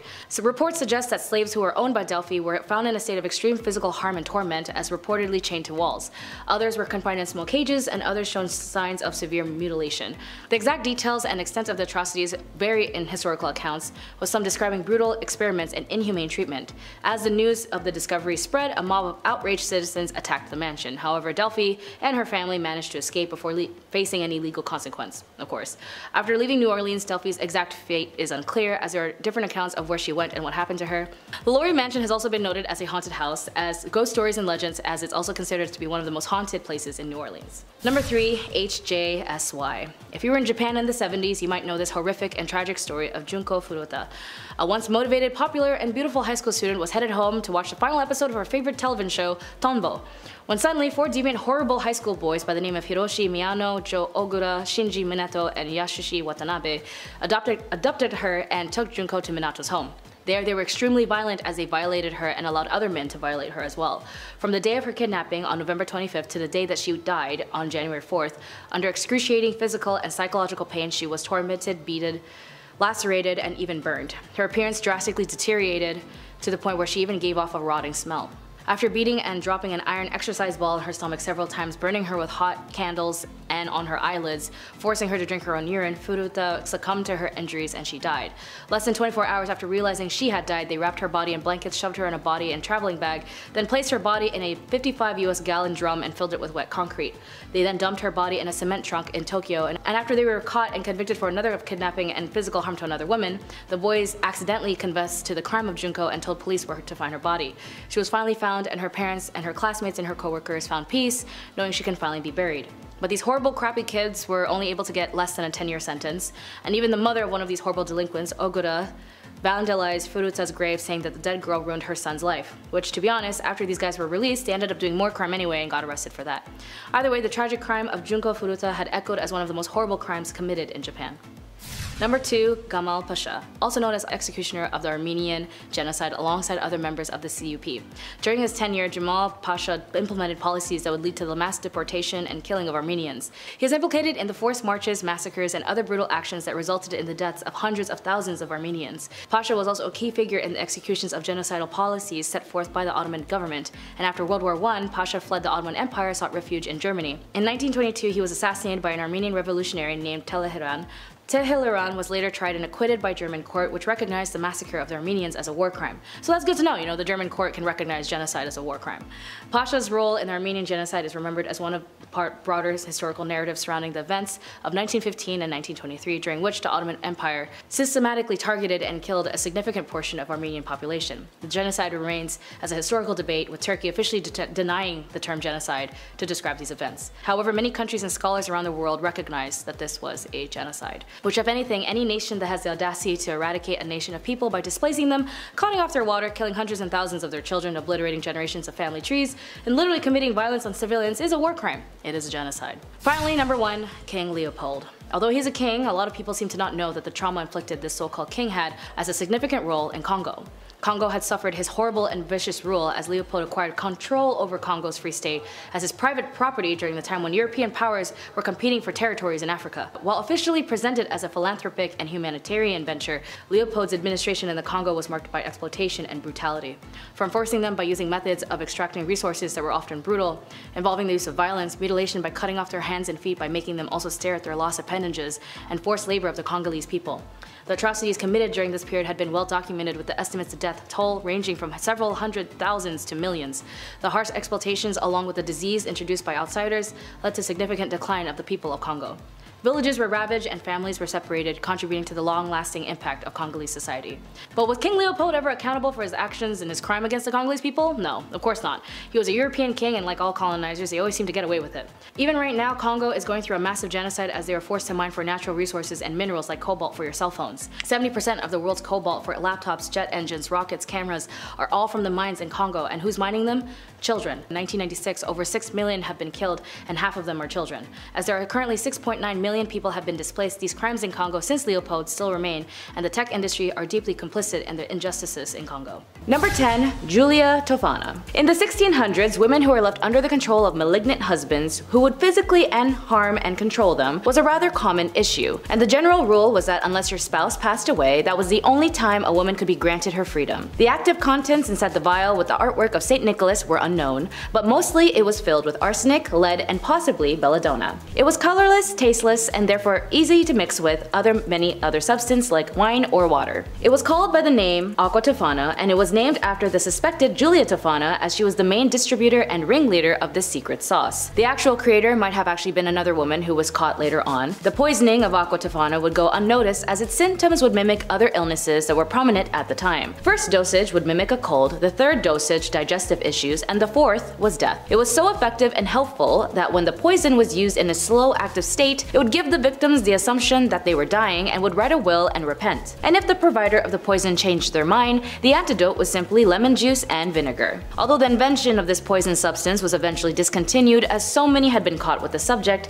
it lasted for the length that it did due to the assumption that it was a cosmetic, when really it was for women of this time a vial of liberation and freedom. Number 9. Vladimir Demikov. A very famous Soviet scientist by the name of Vladimir Demikov was known for his innovation, organ transplants, which had saved many lives in the medical world by extending life from near-death events. However, how he came to this is just as disturbing and concerning as it was revolutionary and innovative, and he would transplant a number of vital organs between dogs. But then he decided to experiment even further by sewing together a two-headed dog. He and his assistants would attempt to operate not just a few times, but over 24 times to create a functioning two-headed dog, and it was at the 24th time it was widely publicized. It was even featured on Life magazine and unsurprisingly was considered a very dark, horrifying creation that had been beheld. He sewed together the head of a neck of a small dog named Shavka onto the neck of a large stray German shepherd named Brodyaga. The mad scientist created an unnatural creation at a disturbing cost. For the surgery itself, Demikov amputated Shavka the lower body below the forelegs, keeping her heart and lungs connected until just before the transplant. Then he attached Shavka to the upper body of a corresponding incision of Brodyaga's neck. The operation lasted 3.5 hours, although both could function, and here Shavka ended up dying as she was not attached to Brodyaga's stomach, so whatever she ate fell out. And tragically, the two animals died 4 days later due to the damage of a crucial vein. The previous pair of dogs lasted for a month before they too died in a fatal end, and Vladimir also had no intention to stop his animal cruelty experiments and would continue trying until his death. Number 8. MK Ultra. Project MK Ultra was an illegal human experimentation program designed and undertaken by the CIA and intended to develop procedures and identifying drugs that could be used during interrogations to weaken people and force confessions through brainwashing and psychological torture. MK Ultra used numerous methods to manipulate its subjects' mental state and brain functions, such as a covert administration of high doses of psychoactive drugs and other chemicals without the subject's consent, electric shocks, hypnosis, sensory deprivation, isolation, verbal and sexual and other forms of torment. MK Ultra was preceded by Project Artichoke, and it was organized through the CIA's office and coordinated with the US Army's biological warfare labs. The program engaged in illegal activities, including the use of US and Canadian citizens as unwitting test subjects. Investigative efforts were hampered by CIA Director Richard Helm's order that all MK Ultra files be destroyed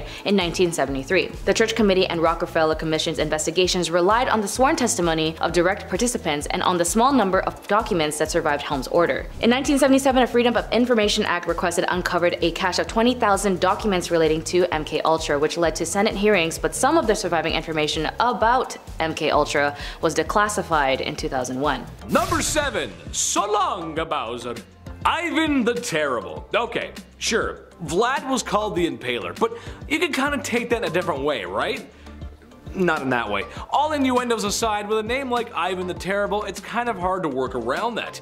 Even as a child, Ivan was showing traits of an evil dictator, or supervillain really, as it's said that he would throw animals off of tall roofs in the same way that Mario throws Bowser off of platforms. Becoming the first Tsar of Russia and probably its worst, he's responsible for many horrors and crimes, but the most infamous being his responsibility for his own son's demise. After a heated argument regarding his unborn grandson, and in a binding fit of rage, Ivan claimed his son's life. Sure, dads get angry when sons don't help mow the lawns or help take out the trash, but that's going a little far. One minute you're having a fight with your dad, and the next minute you're being carried out by Ghanaian pallbearers. You know, the dancing guys, the memes, the casket, you know? Yeah, it's a joke.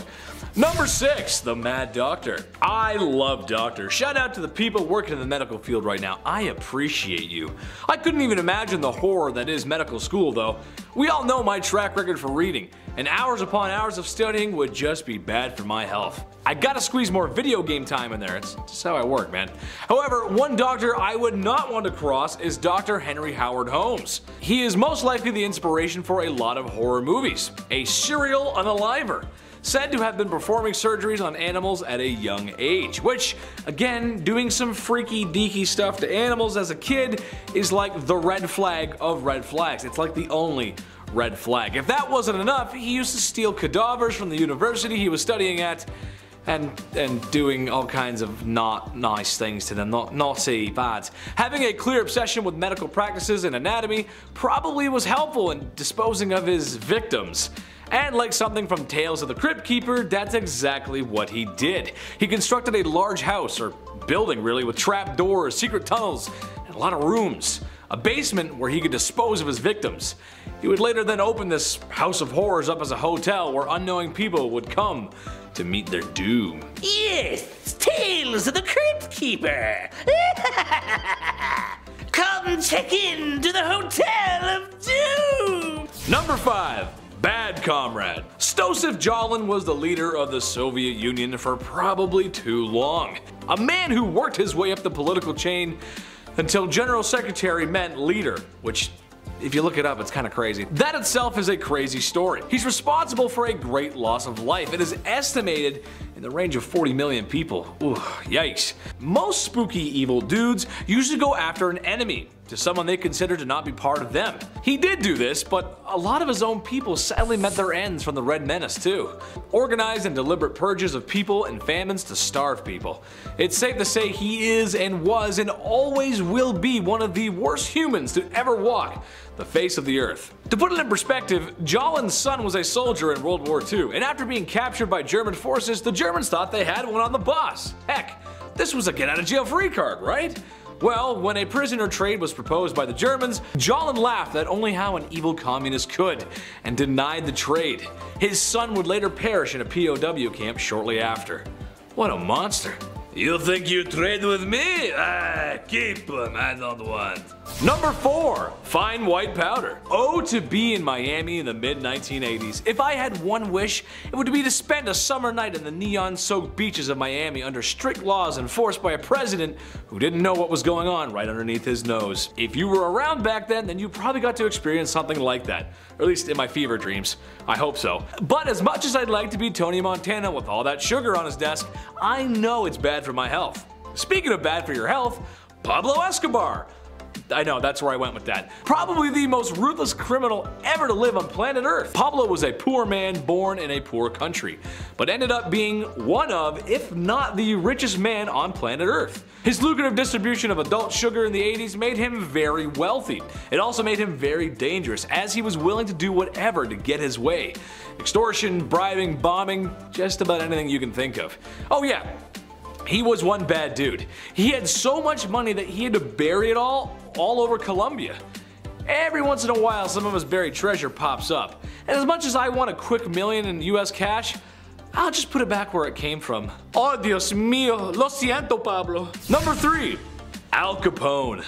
Another ruthless criminal, and honestly, Capone walked so gangsters like Pablo could run. Part of the ruthless Italian mafia that was the outfit, Capone worked his way through the ranks during 1920s Prohibition America, earning millions in his time where really just $100 could stretch a long way. Capone is noted for his violent behavior throughout his life and the many accidents he caused directly or indirectly.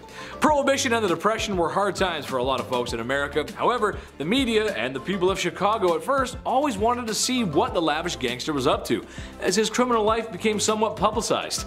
Most likely due to his wealth. The dude was rich. He eventually would get arrested and sent to Alcatraz, which was probably the worst prison in America, or the best Call of Duty Zombies map, depending on how you look at things. I look at things through a Call of Duty way, so Number 2, Gavrilo Princip. That might not be a name that you're familiar with, but it was the man who unalived Franz Ferdinand, which started World War I, which caused World War II, which caused the Cold War, which caused the collapse of Soviet Russia, and it's why you live in a post-war globalist world with markets developing rapidly in the cyber world. Except maybe the whole thing in Ukraine, watch out for that. Kinda crazy to think how all that could come from one wrong turn and a guy seizing an opportunity. But this also means he's kind of responsible, in a way, for all the bad stuff that happened in those times as well. So maybe don't seize the day, I'm not sure. Just don't be ruthless criminals, guys. Watch our videos instead. Although I could blame them for failing my math test in high school. Yeah, we'll go with that. Number 1, Mao Zedong. I'd like to come out here and tell you all about the chairman of China, but that simply is just too hot for TV, and if it's too hot for TV, it's too hot for YouTube. Basically, he was the dictator of communist China and is responsible for many lives lost. It's estimated to be somewhere in the range of 60 to 80 million people. Whoa! Dude was down bad, the definition of down bad, and although many were told to adore him, there's still a great many people who remember the terrible things he's done.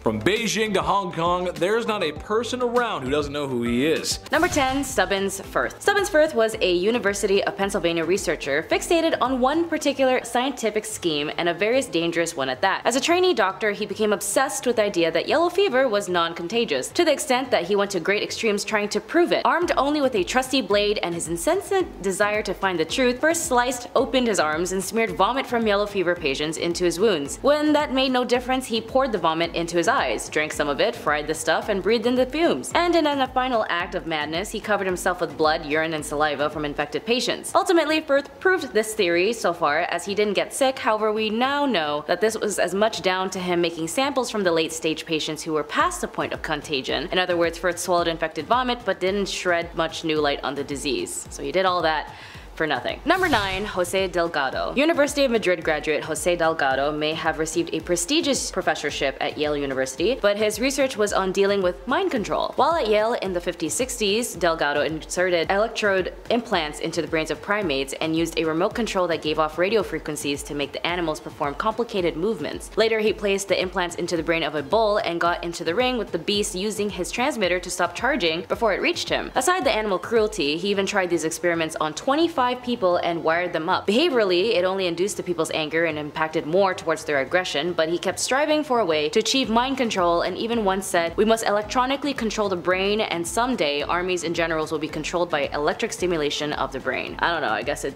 doesn't work. Number 8. Paracelsus. Switzerland Paracelsus' contributions to toxology were based heavily in astrology, and he is quite well known for offering the community a wide array of useful ideas and innovations. He was a pioneer in several aspects of the medical revolutions of the Renaissance, emphasizing the value of observation in combination with received wisdom. However, for all of his use, he also thought he might be able to create a homunculi, or small humans, who stood no more than a foot or so height and performed actions very similar to Gollum. Not Gollum from Lord of the Rings, but pretty close. He is said to have run away after turning on their master. The homunculus creation used bits of people using semen and hair. To him, the fully grown homunculi was supposedly greatly skilled in art and could create giants, dwarves, and other marvels. As though they are art they are born, and therefore art is embodied and inborn in them, and they needed to learn it from, well, no one. Well, it didn't end up working because they ended up dying right away. Number 7. Philip Zimbardo. An American psychologist and a professor at Stanford University, was known for his involvement, leadership, and administration on the research of the Stanford prison experiment. He was heavily criticized as the experiment was seen unethical and scientific reasons. The Stanford prison experiment was a psychological experiment conducted to stimulate a prison environment to examine the effects of situational variables on participants' reaction and behaviors. Participants were recruited from the local community with an ad in the newspaper offering $15 per day to male students who wanted to participate in a psychological study of prison life. Keep in mind, $15 back then is roughly $114 today. Volunteers were chosen after assessments of psychological stability and then randomly assigned to being prisoners or prison guards. Over the following 5 days, psychological harm of the prisoners by the guards became increasingly brutal. After psychologist Christina Maslach visited to evaluate the conditions, she was upset to see how study participants were behaving, and she confronted Zimbardo, and he ended the experiments on the 6th day. The SPE had been referenced and heavily criticized as an example of an unethical psychological experiment as a harm inflicted on the participants in this and the other experiments in the post-World War II era. Because of this experiment, it prompted American universities to improve their ethical requirements and institutional review on human experiments to prevent them from being similarly harmed. The goal of Zimbardo's primary reason for the conducting of the experiment was to focus on the power of roles, rules, symbols, group identity, and situational validation of behavior that generally would repulse ordinary individuals. But with one positive result of the study is that it altered the way the US prisons are run. For example, juveniles accused of federal crimes are no longer housed before trial with adult prisoners due to the risk of violence against them.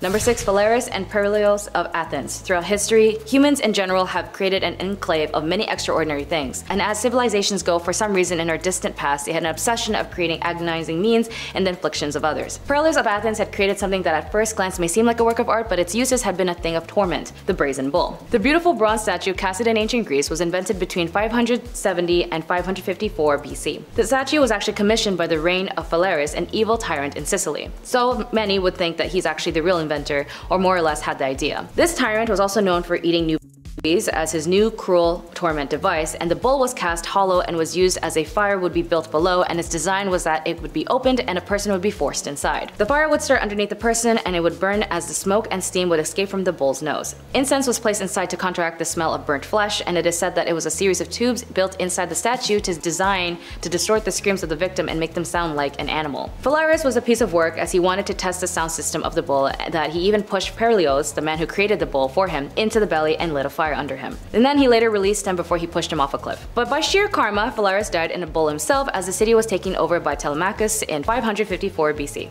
Number 5. Lytle S. Adams. After hearing about the vicious attacks of Pearl Harbor on the radio, Lytle S. Adams developed a unique plan of vengeance against the Japanese Imperial Army with the Bat Bomb. The bomb consisted a bomb-shaped casting over 1,000 compartments, each containing a hibernating Mexican free-tailed bat with a small timed incendiary bomb attached. Dropped from a bomber at dawn, the castings would deploy a parachute in mid-flight and open a release of bats, which would then disperse to eaves and attics in a 20-40 mile radius. Adams stated that the bat was the lowest form of animal life and that until now, reasons for its creations have remained unexplained. He went on to espouse that bats were created by God to wait this hour to play their part in the scheme of free human existence to frustrate any attempt of those who dared desecrate our way of this life. This weird device was then of course proved by President Roosevelt, who's remarked that his friend wasn't crazy, but the idea was worth looking into. Either way, after the conducted of a few tests, the program was eventually cancelled after it was estimated a use of $2 million, or in today's value $32 million, was wasted on this invention. When it comes to war, humans showcase the worst of the worst if it means of expanding their nation's political planning, and if you're in the military, there's an internal conflict to fill in your nationalism and your internal duty to serve the country, and you forget your economical issues. When it comes to the invention of war, as it has been showcased throughout history time and time again, even in current unfortunate events, the creation leads to genocide by means of invention of different kinds of warfare. Developed by Fritz Haber, who was a professor at the University of Karlsruhe, was a brilliant chemist who invented the industrial scale productions of ammonia-based fertilizer. Alongside Frederick Guthrie, the two was noted as the ones who weaponized and synthesized a vescent chemical warfare agent called mustard gas, a widely used weapon used during World War I by both sides of the conflict with particularly harmful and deadly effects. It was responsible for the 1,205,655 non-fatal casualties and 91,198 deaths. The effects range from minor symptoms such as skin irritation and conjunctivitis to severe lung damage when inhaled. Despite the horrific use of mustard gas during World War I, there was a silver lining: the discovery of the first modern chemotherapeutic agent based on observations of World War I survivors exposed to mustard gas.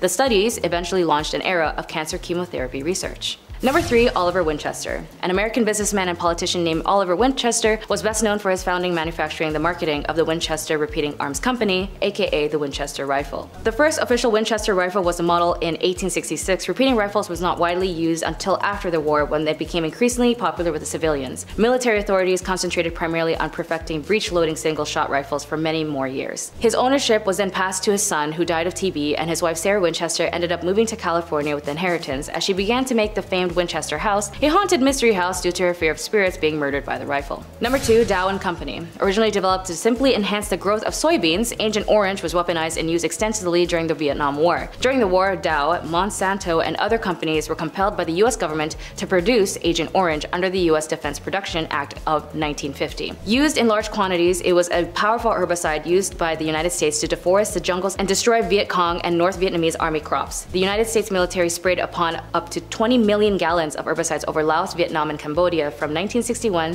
through 1971, covering over 4.5 million acres. Agent Orange was often proven afterwards to cause very serious health problems for both Vietnamese people and returning US military personnel and their families. Among were rashes, birth defects, and severe neurological problems, as well as cancer. This military action has caused the nation of Vietnam. Since then, the country has reported over 400,000 of their people were maimed and killed by the harm of the herbicides, that 500,000 of their children have been born with birth defects caused by the exposure of Agent Orange. The US courts, of course, have constantly ruled that Dow and other manufacturers bear no responsibility for the development and the use of Agent Orange during the Vietnam War, and have dismissed all legal claims to the contrary. And finally, number 1. Oppenheimer. An American theoretical physicist and director of the Manhattan Project Los Alamos Laboratory during World War II, is often called the father of the atomic bomb, causing the destruction and devastation of the Japanese as it resulted the tragedies of 200,000 civilians and military personnel. The ethics of these bombings and the roles in Japan's surrender are subjects of debate. Oppenheimer did important research of the theoretical astronomy, as well as the quantum field theory and the extensive of quantum electrodynamics. But with his interests that led him to the developments of these weapons still hold to this day dire consequences on the lives that it would affect. In a very famous quote to his recognition, he has said, "If the radiance of 1,000 suns were to burst at once in the sky, that would be like the splendor of the mighty one. Now I have become death, the shatter of worlds." In a meeting he had with President Truman, he was distraught at the invention, as it was now readily usable at the hands of practically anyone. And President Truman was infuriated at Oppenheimer when he said, "Mr. President,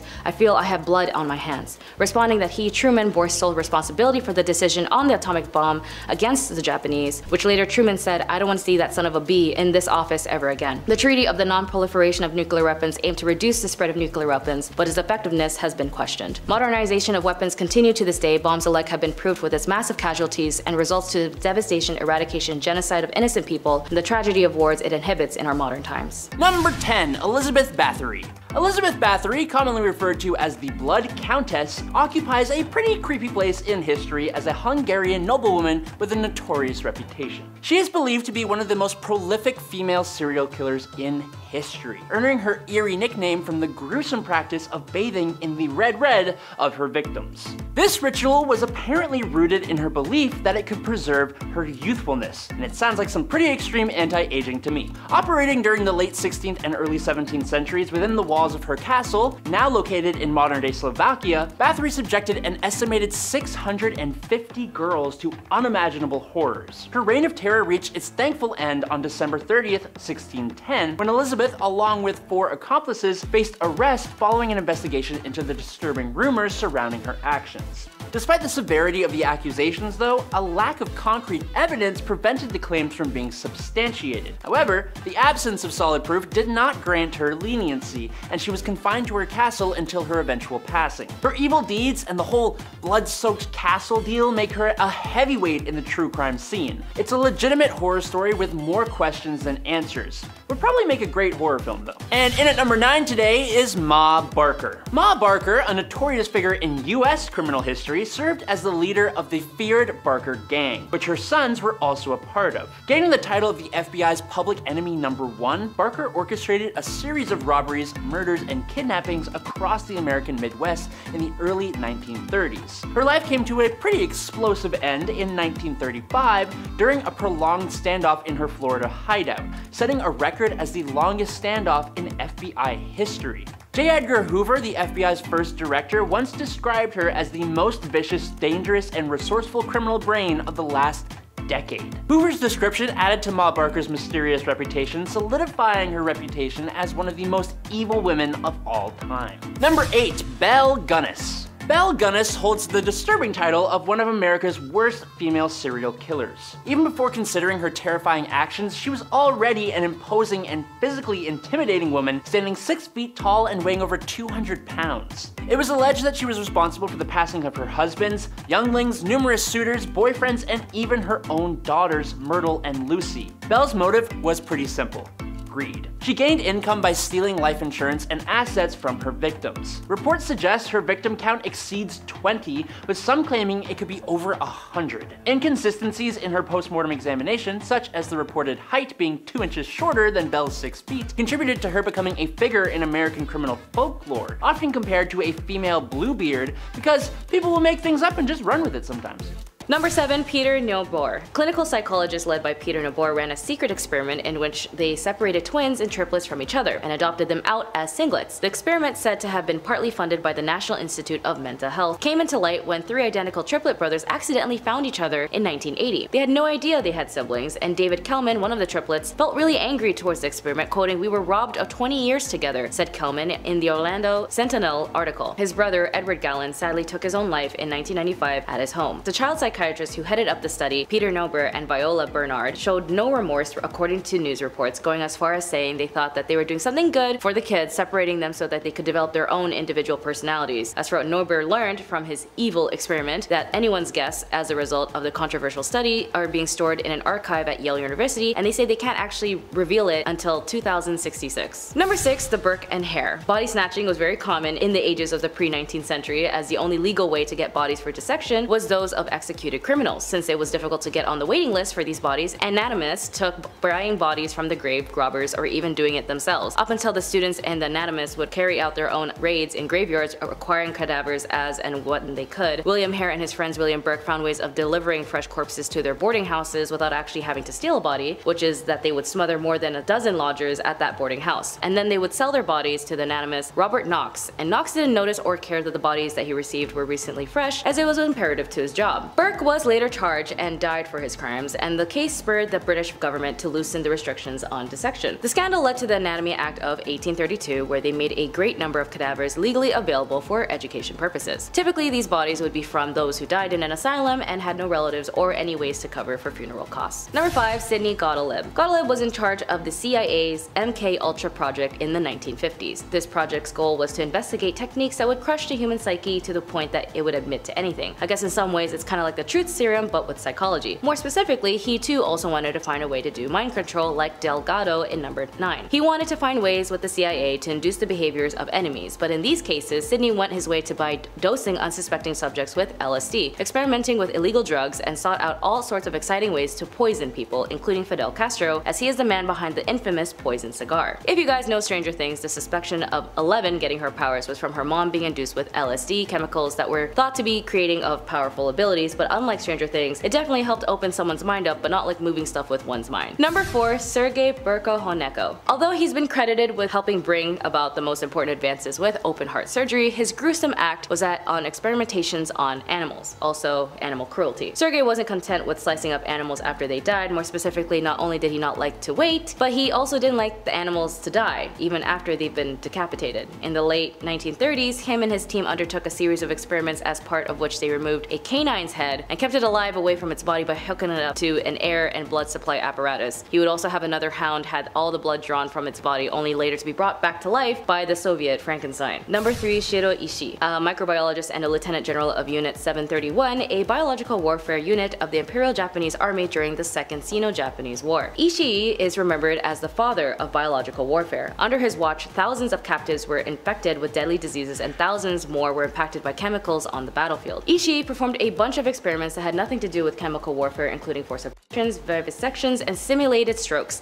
Humans were also used as a living test cases for grenades and flamethrowers, and prisoners were injected with inoculations of diseases disguised as vaccinations to study their effects. Because life is totally fair, Ishii was never charged with war crimes and he died peacefully at his home in Japan in the late 60s. Number 2. Joseph Mengele. Mengele gained notoriety chiefly for being one of the SS physicians who supervised the selections of arriving transports of prisoners, determining who was to be killed and who was to become a forced laborer, and for performing human experiments on camp inmates, amongst whom Mengele was known as the Angel of Death. Mengele was just a stone-cold killer as he performed experiments on 3,000 sets of twins and less than 30 survived his depraved antics. His experiments included, but sadly were not limited to, dyeing children's eyes to be a specific color since he has an obsession with monochromatic eyes, sewing twins together to make them conjoined, and giving them gangrene. In fact, many of his evil deeds weren't scientific at all. He was just masochistic. He was reportedly smiling every time he took part of his selection process of sending arrivals at camps on who were unfit for labor straight to the gas chambers. He died in 1976, and as he was never brought to justice for his crimes. Number 1. J. Marion Sims. Although he was known as the father of modern gynecology, Sims was gained much for his fame for doing experimental surgeries on slave women. Sims remained a controversial figure to this day because the condition he was treating the women, viscogenital fistula, caused terrible suffering. Women with fistulas, a tear between their private parts and their bladder, were incontinent and were often rejected by society. Sims performed the surgery without anesthesia, in part because anesthesia had only recently been discovered, and in part because Sims believed that operations were not painful enough to justify the trouble, which is what he said, but still regardless, the cruelty he bestowed on these women were not at all consented and manipulated the social institutions on slavery to perform human experiments, which by any standards is unacceptable.